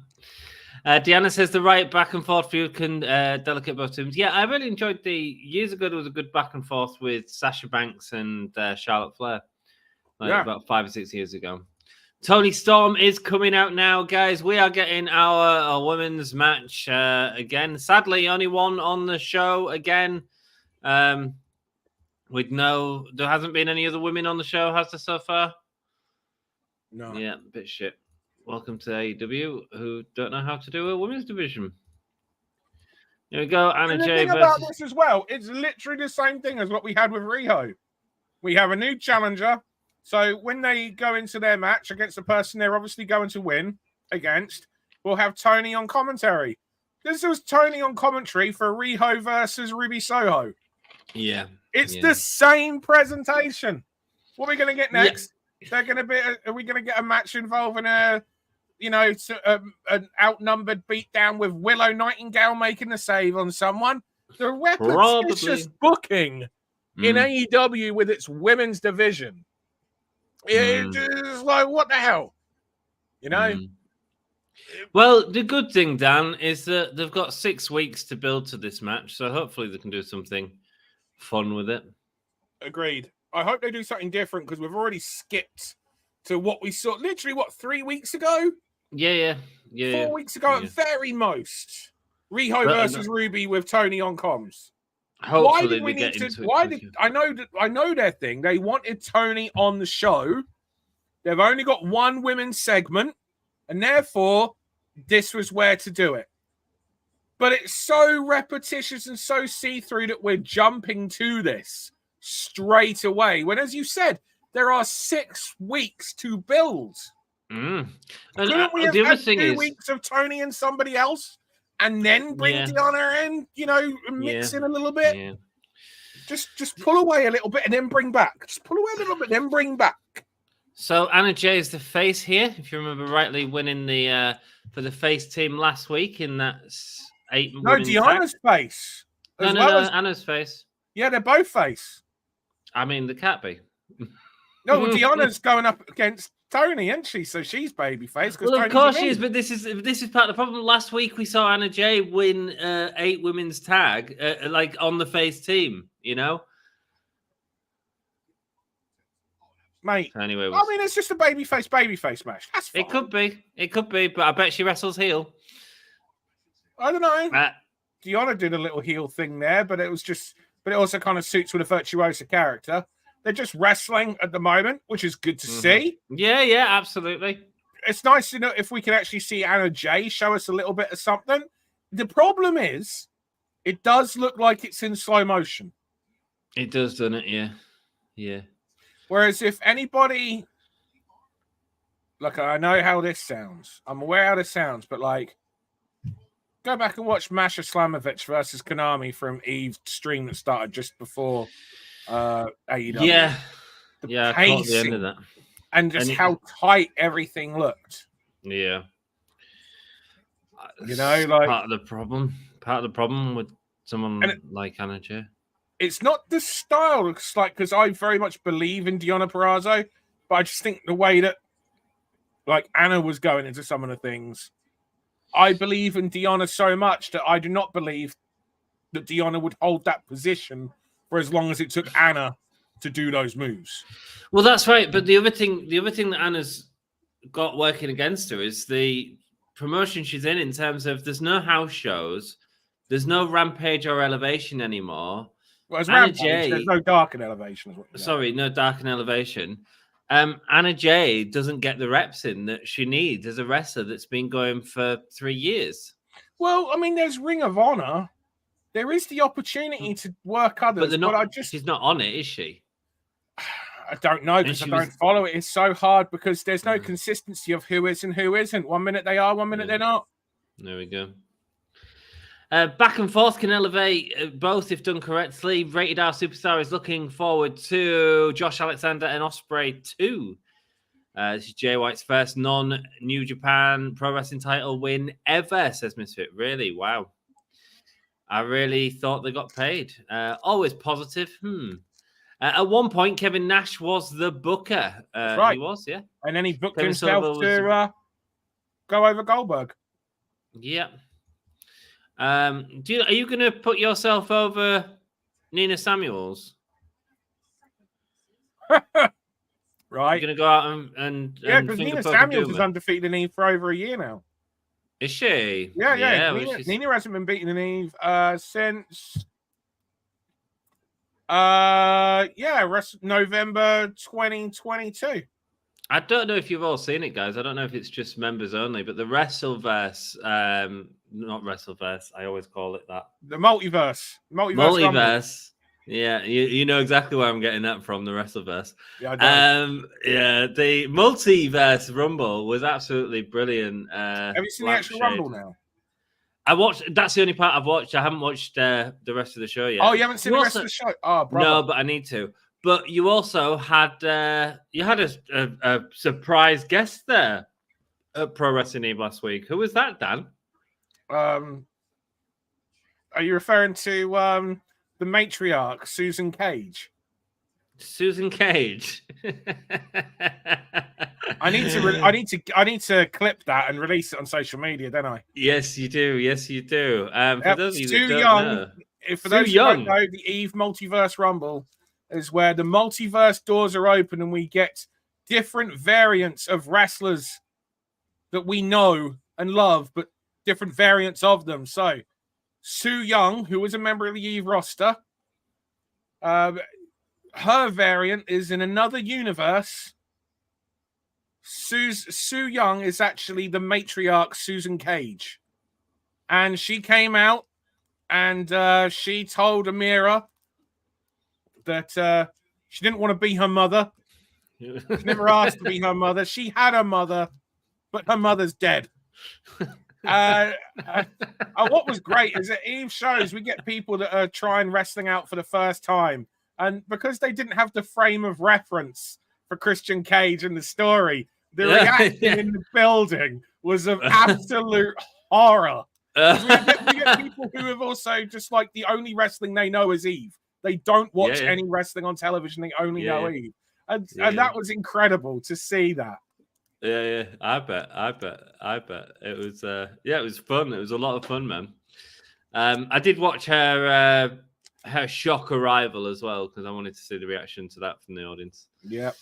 Yeah, I think Cena is paid now ranked number 2 and Eve's got 15 rankings. She's never lost a 15 in the rankings. Huh? She's 15 in the rankings now. She's number 2 in the rankings. Guys, you think she's defeated in the last 3 months? She's defeated Sky Smithson, she's defeated Casey, and she's defeated Millie McKenzie.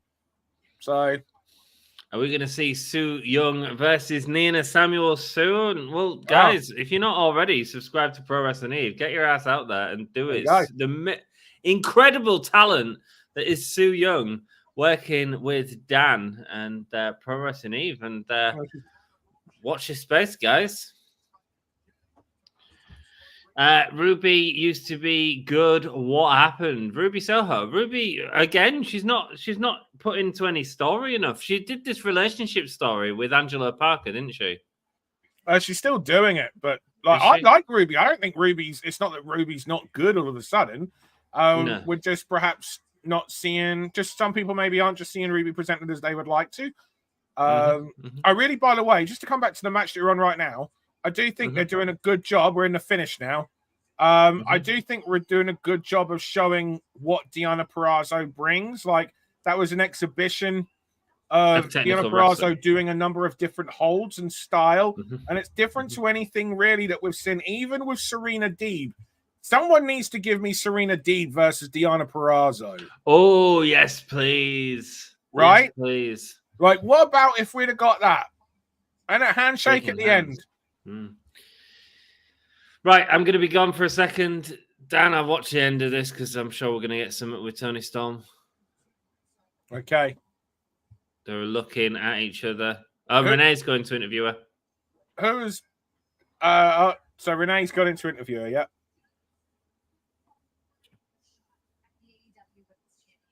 She has no problem earning her shot. 2 impressive victories.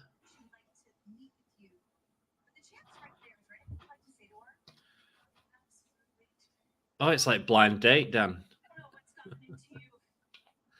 What would you like to say to contestant number 1?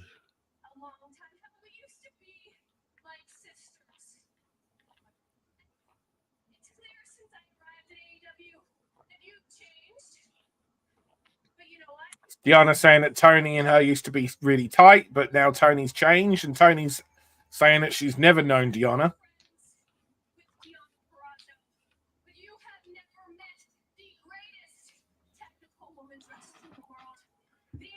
Deonna's saying that Tony's never competed against the best technical wrestler in the world, which is Deonna Purazzo.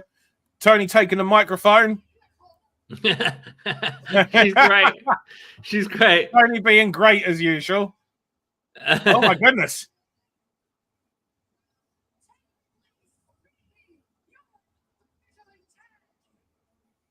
Tony calling Deonna an artificially tanned hag.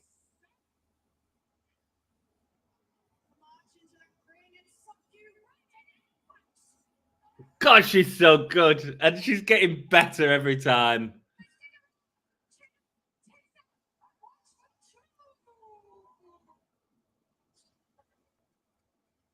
Oh, my Lord.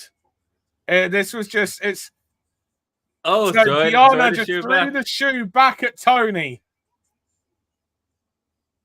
And now they're just throwing shoes back and forth. But it works. This is entertaining as... Who throws a shoe? The Austin Powers joke, of course. How dare she? Great.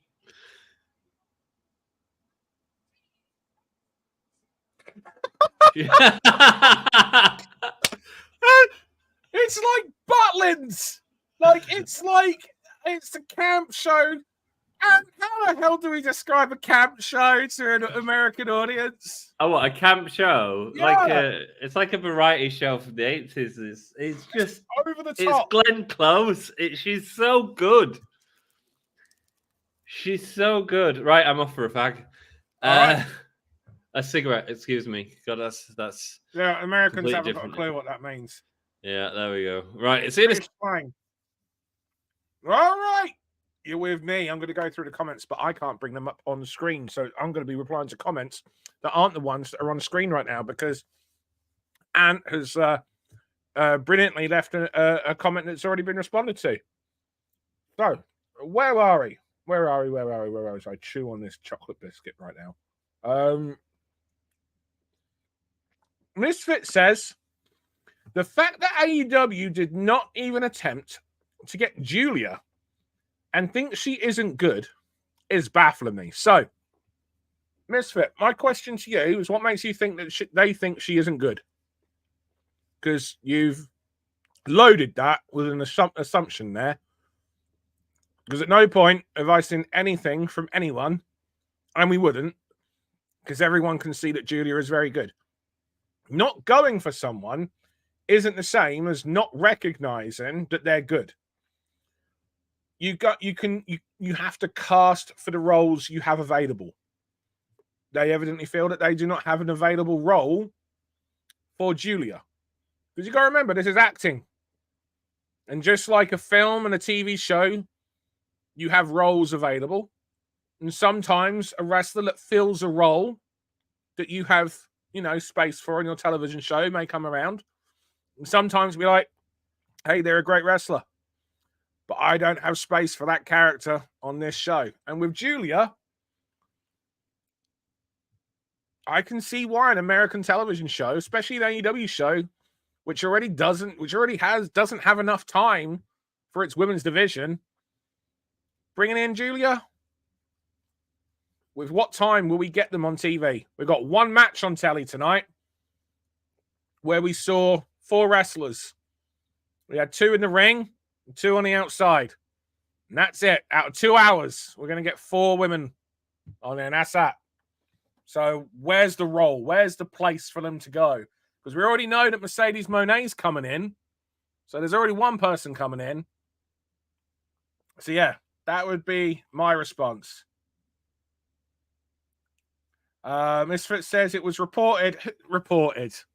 You know my view on most journalists, mate. Reported. Who reported it? What's their source? Is it just some guy called Derek? I still like to know when Anna Jay turned babyface, says Misfit. Yep. Deonna has to slow it down for Anna. Anna's just slower in that start, like she was trying. Like it was when it was focused on it being effectively an enhancement match for Deonna. I enjoyed it. By the way, we're about to begin Private Party versus Top Flight. I'm looking forward to seeing this. First time we've seen Private Party in tag since coming back, is it not? Maybe it's not. Chat will have to clue me up a little bit on that in case I'm forgetting. Tony Storm thinks Ian Riccaboni is Tony Schiavone. Brilliant. The lore of Sue Young is insane, but I love it, says Misfit. Why does TNA still have her on a roster? You'd have to ask Sue. That's not for me to divulge. Hassan says, can I get a vote, please? When Ant is back, I don't have the ability to control that, I'm afraid. And one match is normal time slot in AEW. Exactly. There just isn't the space. Julia, I think, has already told people she's going to WWE. At this point, I'm 80% sure Julia is WWE bound, says Misfit.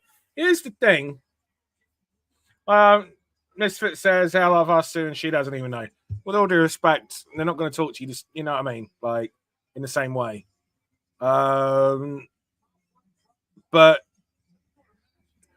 yeah, here's the thing, right? There has been rumblings for the last 6+ months that there's going to be a new promotion in Japan opening with a familiar face at the helm. It's not for me to divulge, but it'll all make sense if this indeed does go ahead, because there's some politics involved in it all. And it's not a coincidence that you're seeing a number of people who were aligned with promotions suddenly going freelance and testing the waters. But they're not just testing the waters in America. They're also, just in case America doesn't line out for them, they've got their eye on this potential other promotion should it go ahead this year. It's not a coincidence that you're seeing so many people not just suddenly re-sign with people, and you're seeing so many people go freelance. It amazes me that I have to spell this out, because people should have figured this out months ago when this started happening, and rumors were very clearly public. Oh, look at Ant with the vote. I got the vote up, baby. Let's go. Get that votes in. Yeah, interesting. A new promotion in Japan. Didn't know about that. I don't follow wrestling news enough at all. No, I wouldn't expect you to know. No. Because you don't follow Japanese wrestling. No. You know, like... So I wouldn't be able to tell you the name of or anything that's going on in EastEnders, but someone who watches it will, you know? Yeah. As we have Top Flight and Private Party in the ring right now. Love Dan says rated R Louis. Well, that's why we get him on rated here. R, Louis. He loves you, rated R Louis. Is the Wrestle Story not on tonight, Louis? I haven't seen them guys for a while. Dante Martin nearly going arse over tit as he jumped over the rope. Bless him. Dude, who gets a win here? Yeah, because this is one of those ones where both need a win, right? Yeah.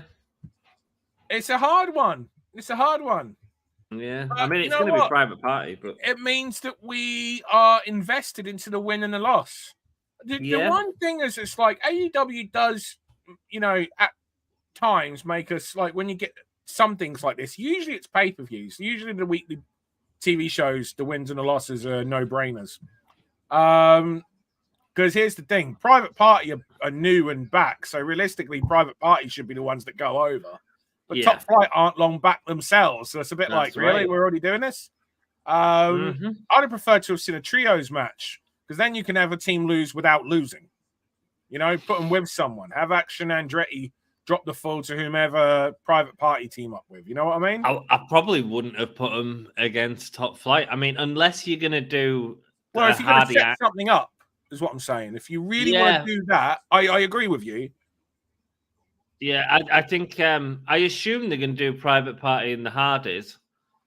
I would assume, based on the fact that Isaiah's been with the Hardys for a long time, and we don't know anything about why that broke up or anything. And the Hardys are still a named act, Sorry, Radar says they're all recovering from the Big C.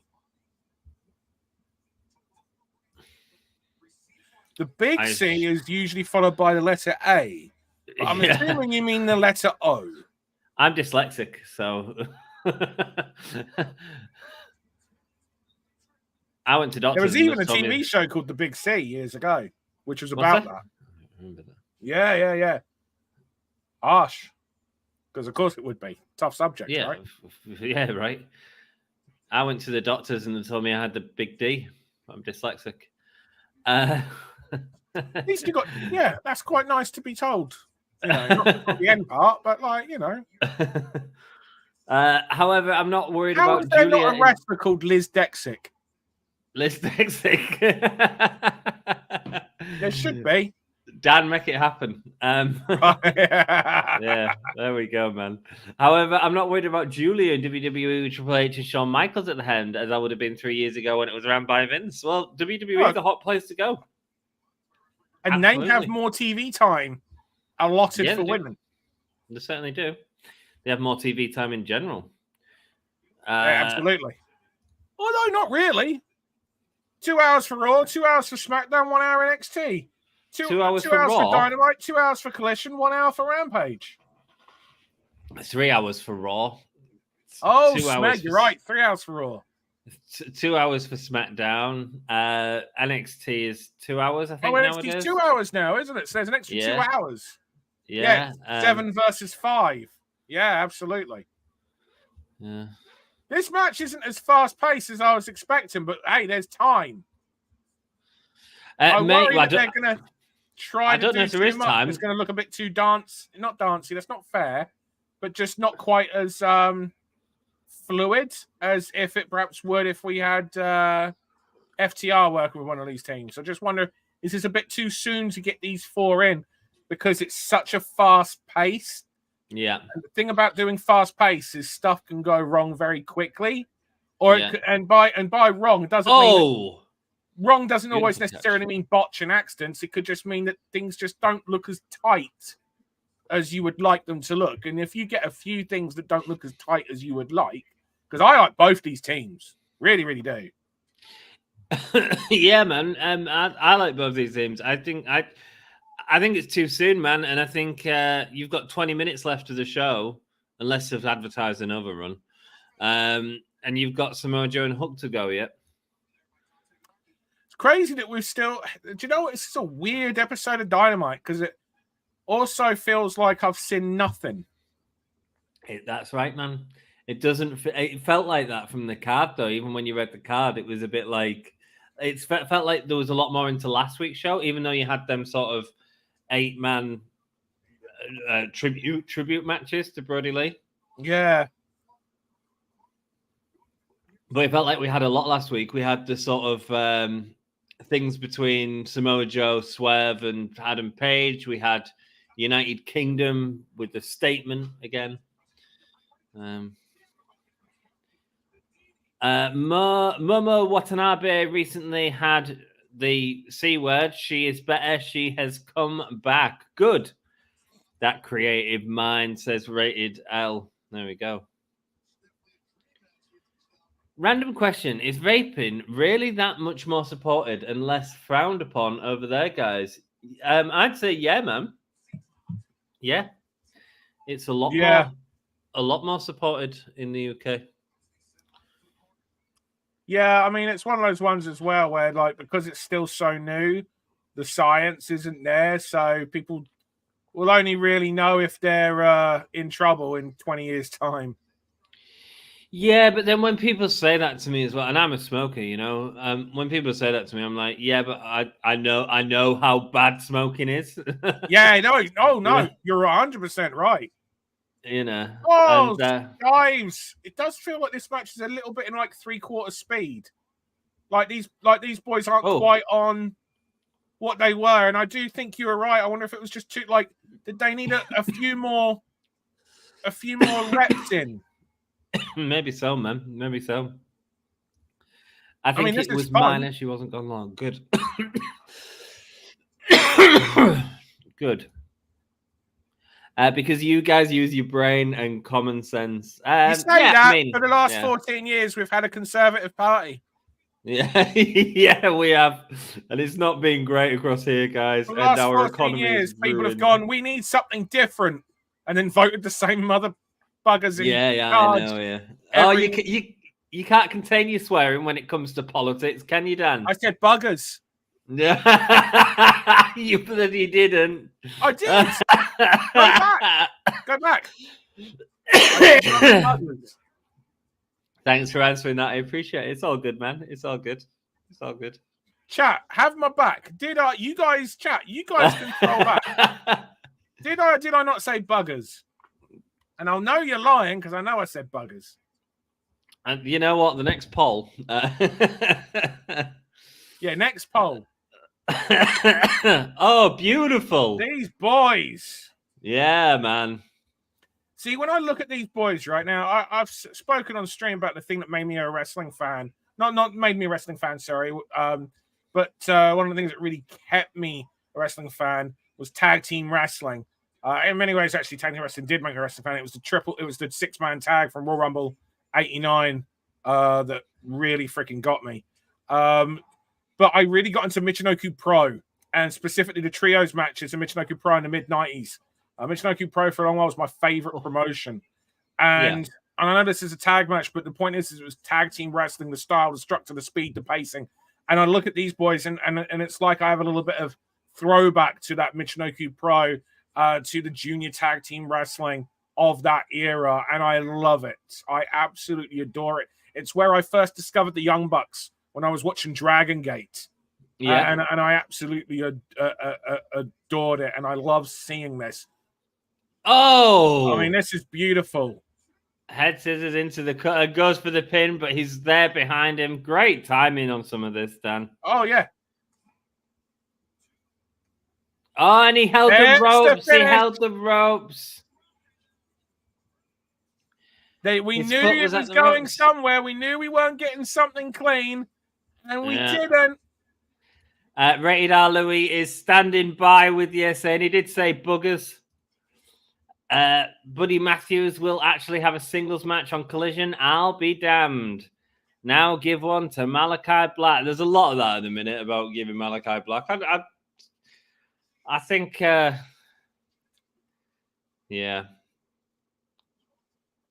I don't know Malachi Black's situation, so I can't really comment on it. Like they're saying that the whole thing is that they held the rope on purpose, and they're trying to say no, I just fell back into it. And I like that kind of a finish. I did a similar thing with Chili to Melissa and Wesner, where I did a double turn, and I did it on the basis of Wesner, who was the babyface, was tapping out, but she did it in a way that she was reaching for the bottom rope. Did this like 20 years ago. Right. But because she's reaching and it just makes sense and her hand's hitting it and she's desperately doing it, it did look like a tap out. So that meant that you could say it was a tap out and it just caused emotions. Yeah. Oh, we got a beautiful looking vignette with Sting and Darby already. Is this Jack the Ripper? Like, I don't know what this is, but I'm loving it. We like a top hat, especially with a character like Sting. I wonder if Darby was behind this. Oh yeah, I have no doubt. But I mean, you've got to remember this is to celebrate Sting's Sting in AEW. You know, celebrate this. We've got 6 weeks till his last match. You know. Honestly, I wish I could go. Genuinely, I was genuinely man. thinking about like, I wonder if I can make it so I can go. I love Sting. Oh mate, I'm gutted I didn't go to All In because I'm never going to get a chance to see Sting. It's the one thing that I can, I really take away. I'm really grateful. I made it such an effort to watch Sting and not the screen, because you can't help but look at a giant screen unless you're front row. Yeah. And, despite the fact that you would think that VIP would be here, it's obviously not. No. And so I just kept, and it took me right up until that match, and I was just like, no, I am going to watch the ring. And I enjoyed it so much, and I'm so grateful to AEW and everyone involved for hooking us up and me being able to get to see that. Oh mate, I'm gutted about that, but there we go. I'll survive. I would have loved to have seen Sting though. Private Party with 100% of the vol right there. Right, how often do we see that? No, right? We didn't. That one. It wasn't even 100% for Christian. For Christian and. I know that blew my mind when I heard you say that. I know, like, right? Who the bloody hell's thinking Dustin Rhodes has beaten Christian? Oh, dude! All the smart people remain in the podcast, and see if all these smart people can get this one right. Because I know you should get it right. It's pretty obvious who's winning this. Yeah, come on, guys. Prove me wrong. Call me a liar. I'm even voting. I obviously clicked on Joe. Black said he's fine, not injured. Someone's going to click on Hook just to be a prick. Oh, I know they are. They are. Of course they are. But you might get 100% on Hook now. Sorry, what? Black said he's fine, not injured. He doesn't even know why he hasn't had a singles match in an Instagram video, says Misfit. That's where I do think, like, man, if I had people saying stuff about me that work for me, the way talent talk about AEW publicly, I'd be having some words. Yeah. It's like, you can't expect me to pay you whilst you publicly talk shit about me. Yeah. Oh, wow. Flames in the highs there. Like, I'm here for that. Like, I understand a lot of their frustrations. I especially understand Jeff Hardy's frustration, because I do think if the Hardys are taking bumps for you at this point in their career, then you should be maximizing the value of those bumps. And there is value in the Hardy Boys taking bumps. Yeah. They should be on Dynamite or Collision, not really, Rampage, in my opinion. Mm-hmm. Mm-hmm. And I'm just like, so I understand some of the frustrations, but I just think that's like, if you aren't engaging with your frustrated roster at your events or on the phone prior to the point where your roster feels like they have to go public with it, then there's a bigger problem at hand. Yeah. Yeah. What boss? Like that's cause for dismissal. No, but Tony Khan's too bloody nice. Is it nice? Yeah. Is it nice? Or naive? Is it even naivety? Because some people have asked, we know some people asked for their release and he said no. He was a nice guy. Hey, he let Kylie Ray out of her contract when she asked. Why not so many others? Playing into the controversy there, Dan. Just saying. Yeah. Yeah. Why did he let William Regal go as well? Let William Regal go. Imagine if he didn't know. He'd have had an angry Bryan Danielson, an angry John Moxley. Yeah. You know? How many years have you been the booker, Dan?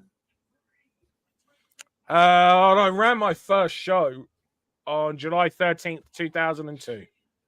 There we go, 2002. So, Coming up only for 12 24 years. years. 24 years? Yeah, that's not 12 years. It's 22 years. Sorry. 22 years. Yeah.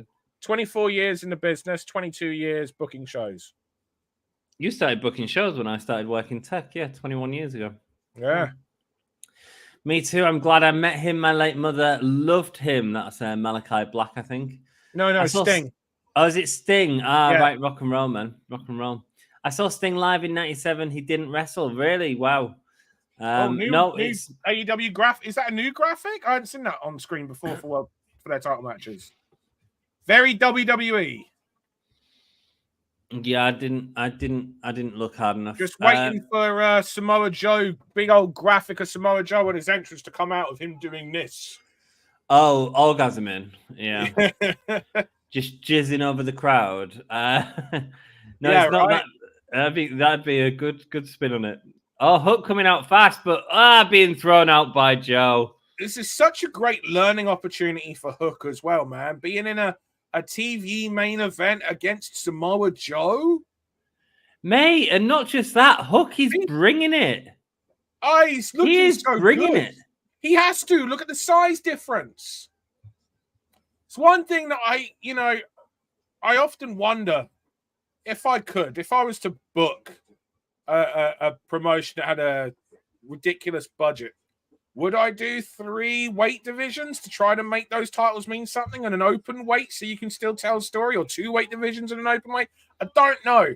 But like, when you're someone the size of Hook and you're against Samoa Joe, you have to go full throttle and make your stuff look good for me to buy in, because it is such a visual discrepancy. But and Hook the visual discrepancy is a story.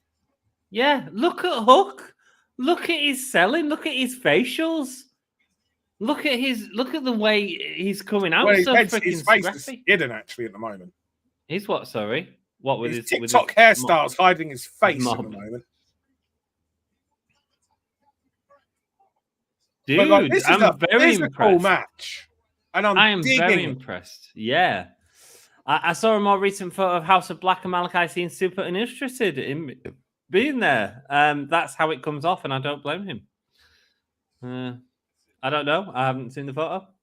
Yeah, keep that stuff behind closed doors. Talk to Tony, not Instagram. 100%, man.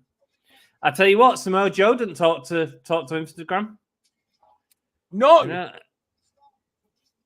And we all respect Samoa Joe. Hook is going to grow up to an amazing talent. If he carries on having matches like this, hell yeah. There were numerous people that were backstage at that thing, by the way, that I haven't said, and that were right there that saw. What, sorry? At the, talking about taking things publicly, and, there were numerous people that were backstage at Brawl In, Yeah. And they haven't said anything public. No.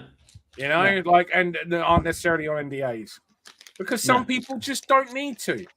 No, it's not because their they thing. respect the industry enough, yeah. Taz is calling this match. He's got to be a proud father. Hell yeah, man. But here's the thing. Here's the thing. Imagine the pressure that Taz is feeling to call this right, because this is his son. He's got to do good by, and Joe, someone he's tight with. Mm-hmm. He's look big at that. Forearm. Hook flying off the apron with a great running forearm or a closed fist. Not quite sure which. I think it was a left hook. Good. A left hook, Dan, that was. There we go. Fit, yeah. Right to the top of the head. Like, it looked good. And now Hook trying to go for a T-bone suplex on Joe through the table. Joe reverses it. Oh!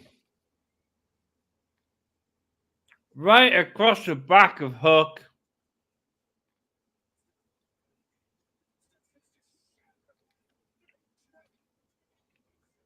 Under the weight of his head, neck, and shoulders.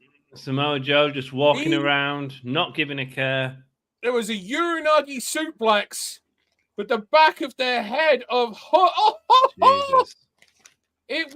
Hook went in, even though it was just the back of his head, neck, and shoulders that went into the table.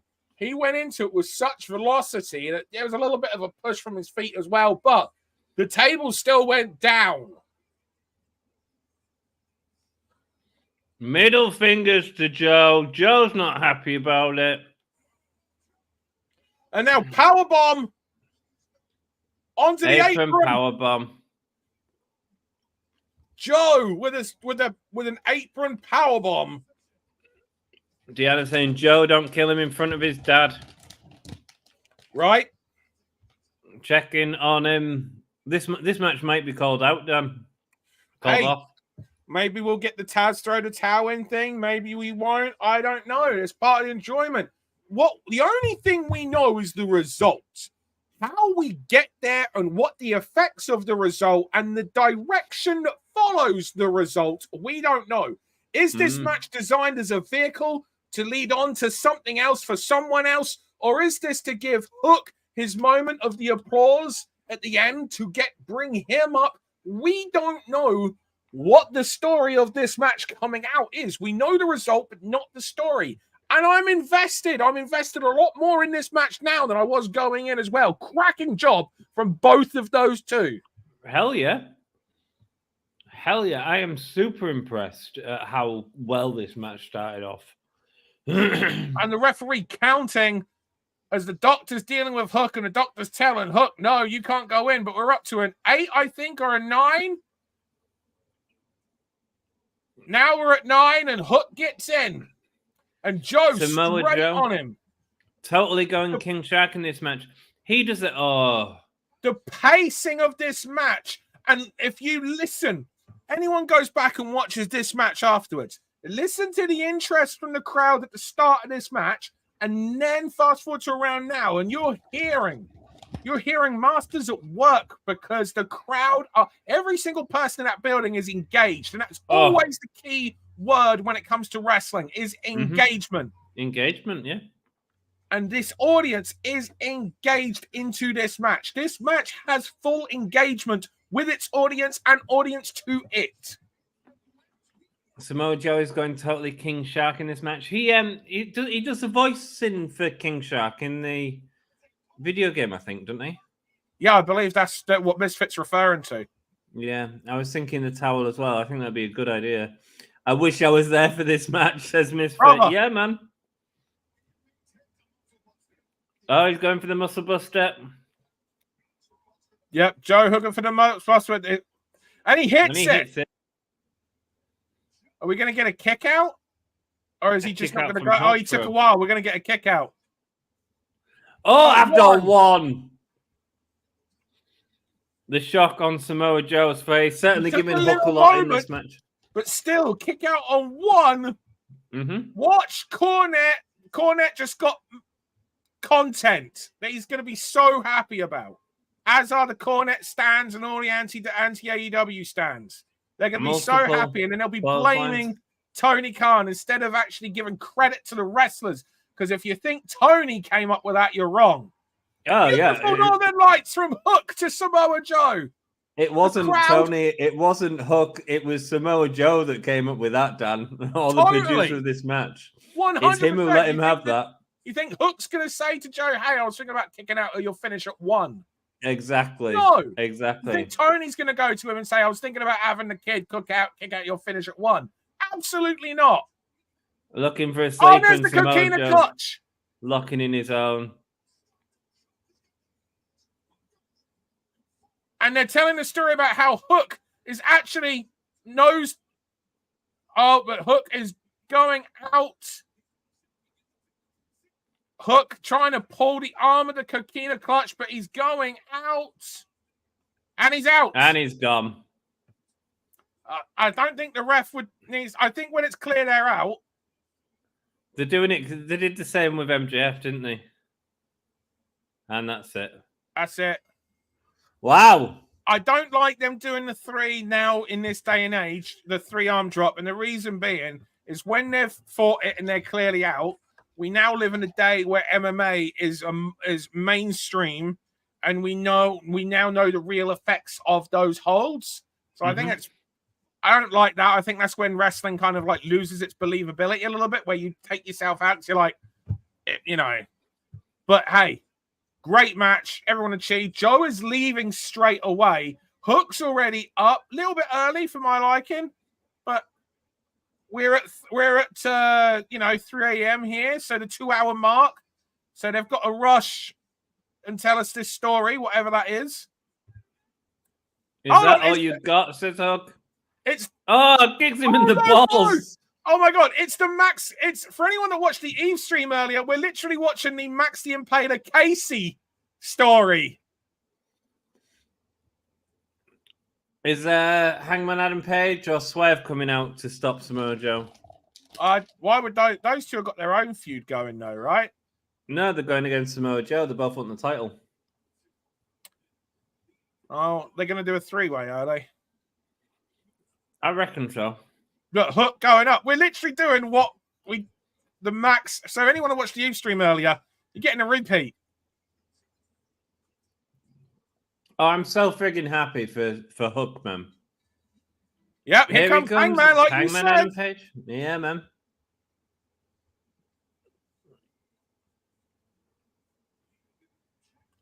And now Hook will get the endorsement from Hangman, I assume. I think Swerve's meeting him at the top of the ramp, to be honest with you. Well, I just mean, like, there'll be a little moment. I think you're right, but I think there'll also be a moment for Hook, surely.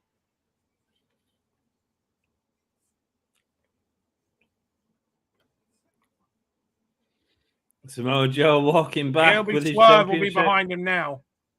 Oh, no, he's in the crowd.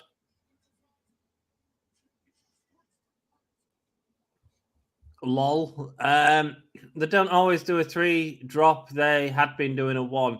Yeah, it was ever since the title match show where they did it with MJF. So, and here comes the endorsement.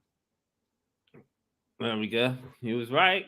3am, damn, you guys are troopers. Thanks. Well, we enjoy it, man. We enjoy hanging out with you guys. It makes it easy. It makes it more enjoyable to not just hear our opinions, but hear your opinions, you know? Oh, my word. The crowd are just chanting who's chanting for quite Swerve. His moment. And the focus is now on Swerve and Hangman. And that's how we're going off TV. The history between Taz and Joe from TNA. Yep. Why would Swerve care about Hook? He's a heel. Swerve's not caring about Hook. Swerve's just making sure that the focus isn't entirely on Hangman from Joe. And that's right. And that nobody is, just thinking Hangman versus Joe. They're thinking Swerve, Hangman and Joe. He's wanting to make sure that the focal point isn't just on other people in a title match, that he is there as well. So you're absolutely right. He doesn't care about Hook. It's not about that. It's about the idea that people are paying attention to a title match that doesn't involve him. But Hangman does care because he's the good guy. And here's the play. And here's the claps. They're trying to get the claps. But he's not there. But Hook's moving too much. Hook needed to have stood in the ring a little bit more, in the center a little bit more. Selling a little bit. Because the crowd were trying to give him the clap, but he was moving too quick. Who voted for Hook? Dan voted for Hook. No, I voted Joe. Put that title on Swerve. I don't think it'll be too long. Just do the right story, Deonna, more than anything. Good, really good main event for a largely nothing show. Yeah, I agree. The promo was good. Like that was really good. How good is that for Hook though? Like great, amazing. Great. Like he's lifted. He's not main event, but he's gone from the Danhausen to up here. But here's the thing: it's never about the moment that gets you over. It's about what you do after the moment that gets you over. Because Well- there were times when we saw with Wardlow, when it looked like Wardlow was ready to be, ascended at another level, but he got so hot and then he was just gone and cold. Mm-hmm. So it's all about what happens next. It's always the follow-up. It's the sequel to it. And that's something that has consistently been a weakness in the AEW armor. And let's hope that that's not something. I mean, do you feel the same way? Yeah, man. I think I agree, and it's all about how they follow up with this, and we'll see what Tony Khan can do with Hook. I hope he doesn't go back to just beating people that don't matter. You know, I think you need to give him something. I don't know what that is. I don't know if it's the TNT type championship, which I think could be great with him working with Christian for a bit. I think it makes sense. You know, your father's not dead. He's on commentary. There's a lot of story shit you can do with that right there. I can be your father. All this shit you can play off Taz and Christian. Yeah, that's where I'd be going, I think. And I think he wins the title. Yeah.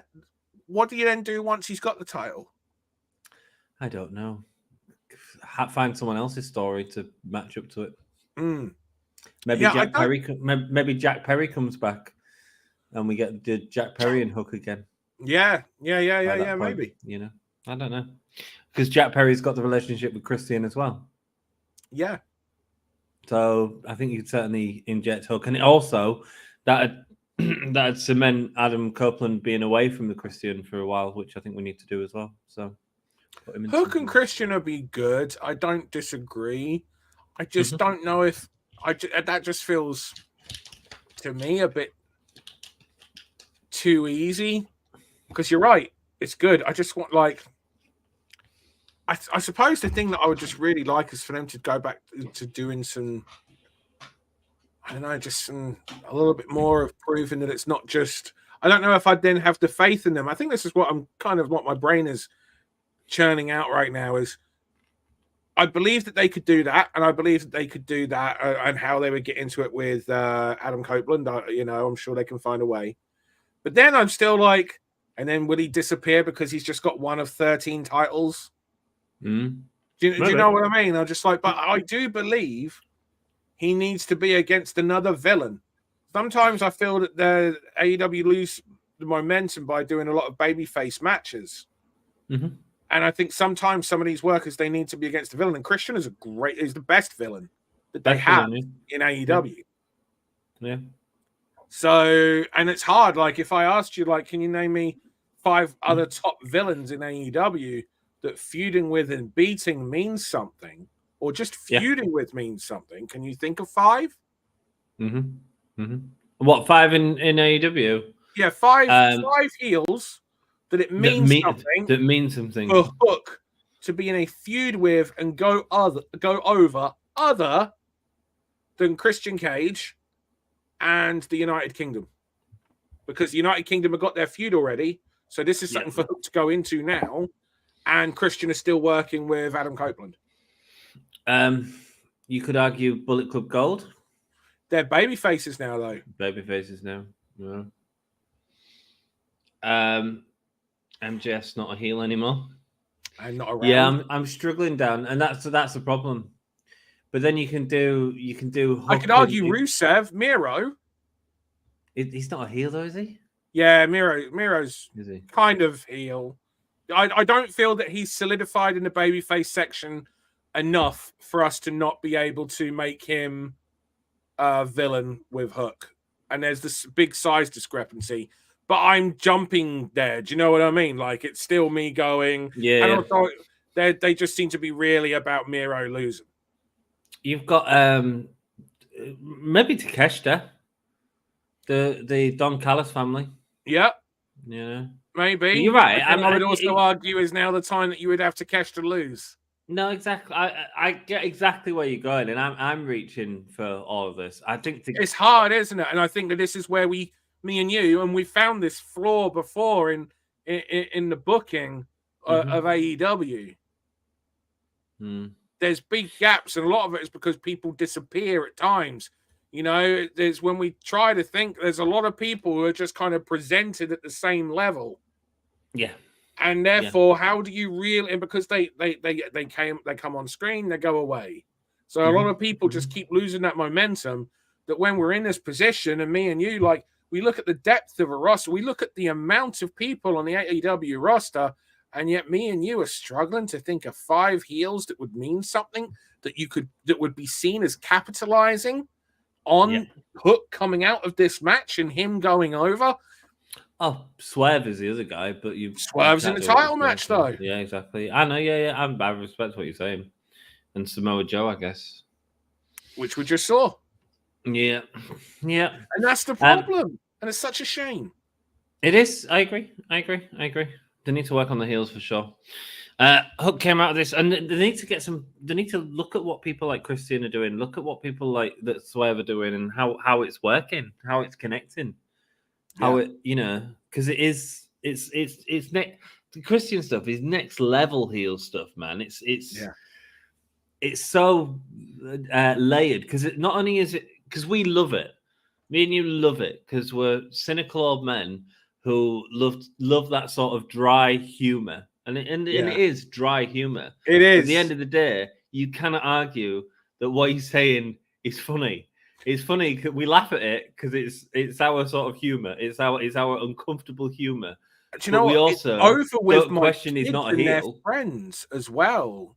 It's like my kids and their friends think it's hilarious. Yeah. So it's.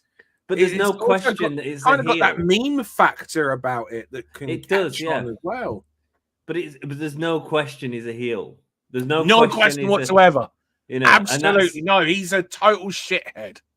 And that's something that MJF started to lose in a sense as well. And Christian's better than. Absolutely. Yeah. Because whilst MJF was great as a promo and stuff like that, there were times where it was like, this is just but it's a different type of comedy, I guess. And then it became what it became with MJF, where he become face. You ain't doing that with this gimmick with Christian. There is no way this gimmick with Christian can be anything but a heel, a shitty heel, right? You can't go around talking about dead dads and turn it into a babyface. There's Sorry, carry on. It's a quintessential heel. It's the best heel that's been in wrestling in a long time. There is no redeeming personality traits in Christian Cage. No. And that's brilliant. It's great. The only redeeming thing anyone can say is he's freaking great. As a wrestler. Exactly. And he makes us laugh saying outrageous things that you wouldn't say in real life. Yeah. And that's what wrestling is, right? Of course it is, yeah. Of course it is. It's just a script, my friend. It's just a script.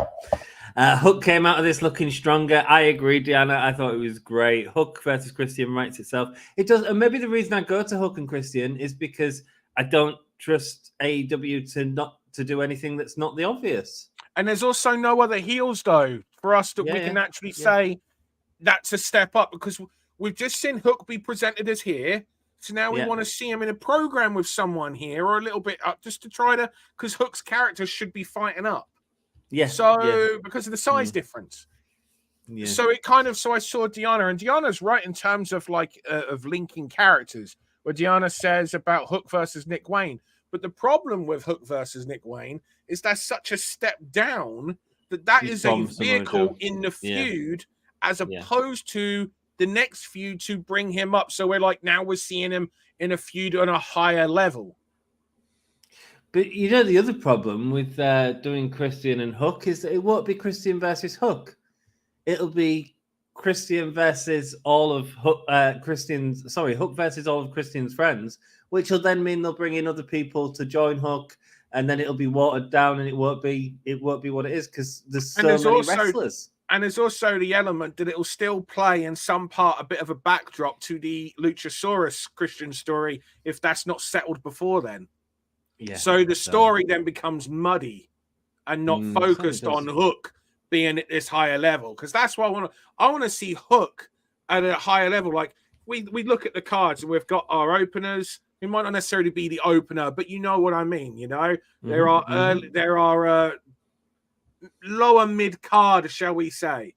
Then our mid card, our upper mid card, and our main eventers, right? So openers, lower mid card, upper mid card. We have absolutely seen Hook, who at times has been presented as mid card and lower mid card. We absolutely saw a performance that takes him to the upper mid card at a level with how a Hangman Page has been over the last few months since losing the title. You know, that upper mid card, that is what the momentum that Hook is riding on and has right now. The question is, who is there for him to be programmed with where that momentum can be carried on so that we all carry on seeing him as up here and as a higher level star, because that's where AEW have consistently faltered when it comes to making stars. It's the consistency of being able to follow up. Yes, they did a great job. And I just keep coming back to that Wardlow thing because Wardlow was so damn hot. He was, and then he was not. Very quickly. Do you know who he could go into a feud with, though, Dan? That actually we could have seen the start of tonight. Adam Page. Hangman. Yeah. If there's going to be a heel turn or something, yeah. But then the problem I think we're getting it though, dude. I think this story is all leading to it. I think you're going to get a double turn between him and Swerve. Because Swerve's ready for it. The problem with that is when you turn someone, they need to win their first feud. Because otherwise you just lose all the momentum. And I wouldn't want to see Hook. I want to see Hook win whatever he has done next because he's just gone up, but he still lost. Yeah, so but I think him beat someone higher on the card.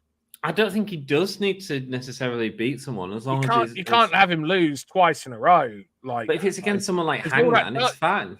Yeah, but then all you've done is said, yeah, he's good, but he can't get up here. He's very much here. He can come close, but he's very much here. Because that's twice that he'll have failed. But Hangman can turn and lose the feud anyway because of the crisis of confidence that he has. But then there's what's the purpose for the turn? Because the turn is always to elevate someone, not to bring them down. Yeah, okay. Do you know what I mean? Yeah. Because otherwise... Dan, do you have dreams about wrestling? I mean, I dream about things in my everyday life. Do you dream about wrestling? What, when I'm asleep or just like... I don't know. It's not me that's asking. It's a weird one. I don't know if I necessarily dream about... I've had a couple of nightmares because I'm a promoter. It's my job. So I have job nightmares, which I have. The scariest one was I dreamt that like it was show day, but I'd forgotten it was show day. I hadn't booked anyone for it. Yeah, man. Or I'd booked some wrestlers, but I hadn't booked like the ring or another time, and it was show day. So we're at the, you know what I mean? Like I've had that nightmare. I suppose that's the equivalent of the naked nightmare that is so out there, which I have not had the naked nightmare because it'd be a blessing on everyone who saw it. Oh, really? Oh, yes. Dan, the holy man that he is. I love the kink that you bring in, the soul that you bring into this podcast right now. What about Hook versus Nick Wayne? Hook win, Hook versus Daddy. Yeah, I think that's probably where they'll go. Jungle Boy comes in and the Dino leaves Christian. Yeah, they can certainly do something with Jack Perry coming back as well. I love the stuff with New Japan, by the way. I think no, you're absolutely right. Like, I'm not saying that that's a bad thing. I'm just saying it's... It's just the think obvious. It's very WWE. Yeah. Maddie Rank spelling is in WWE. I don't know who that is. Do you know? Maddie Rankowski. That's that is obviously not her her WWE name. I've forgotten her WWE name because I only learned of it last night. But yes, Maddie Rankowski, who for those who watched AEW, especially during the world shutdown era, because we're not allowed to say the P word. YouTube does not like it. But during the world shutdown era, Maddie Rankowski did feature on Dark and possibly even a couple of episodes of Dynamite as well. So, but yeah, Maddie Rankowski now signed to WWE with a new character and performed last night on the NXT show in the NXT Battle Royal. I believe she came down to like the final. I think she was in the final four, or maybe she was just the last one before the final four. Good for her. Yeah, that was it. Yeah. Ren, I think it's Ren Sinclair or something along those lines. Yeah, it's Ren. You're absolutely right, Louis. It is Ren's. Yes, but I don't have the confidence they book him right. We'll just have to see. We'll see what happens, and we'll follow the story because that's what we do. Sleep, yes, that's why I asked lol. Sinclair Wren. So tonight, I like performer of the night, Samoa Joe. Elevated Hook in a way that and Hook did incredible as well. And when you see two performers like that who are working in sync, I'm pretty certain Samoa Joe said, when you go out there, hit me, because I'm going to hit you. And I'm sure Hook knows that anyway. Like, that's been Joe's style. Yeah, but it works for someone like Hook as well. Joe. Yeah, it works for someone like Hook. When we brought Joe over for the first time in 2002, we put him on against those kind of workers. That was the thing to do, because that's what you're going to get with Joe. That's his selling point, and it's also the thing where Joe can win, but your guy, gets up more by having that kind of a match with Joe, and that's what they delivered. It was perfect. Perfect. Really good. Yeah, amazing. I certainly enjoyed spending the night with you guys in chat. We enjoyed having you on here, Rated R, Louis. Thank you for joining us. Thank you, Deonna. Thank you, everyone in chat. Misfit bringing all the information. We are going to leave it there. Hope you've had a great night. And Sam will be back on SmackDown on Friday, I think. Is it Royal Rumble this weekend? Is that this weekend or next weekend? I have no idea. Royal Rumble's at some point. I'll probably try and watch it. I feel like it's the following week, not this week. Right. I feel like it's the 20-something. Okay. If it was this Saturday, it would be the 20th. Yeah, so I think it's more like the 27th or something. So rock and roll. So thank you all so much for joining us, and we'll see you next time. Go support Dan over at Pro Wrestling Eve. Pro Wrestling Eve rocks. Yeah, come watch the show that we just put on. Become a channel member. It's really good. Give my talent money. Guarantee you. You will, especially if just watch the show tonight. Just watch the stream that we did tonight.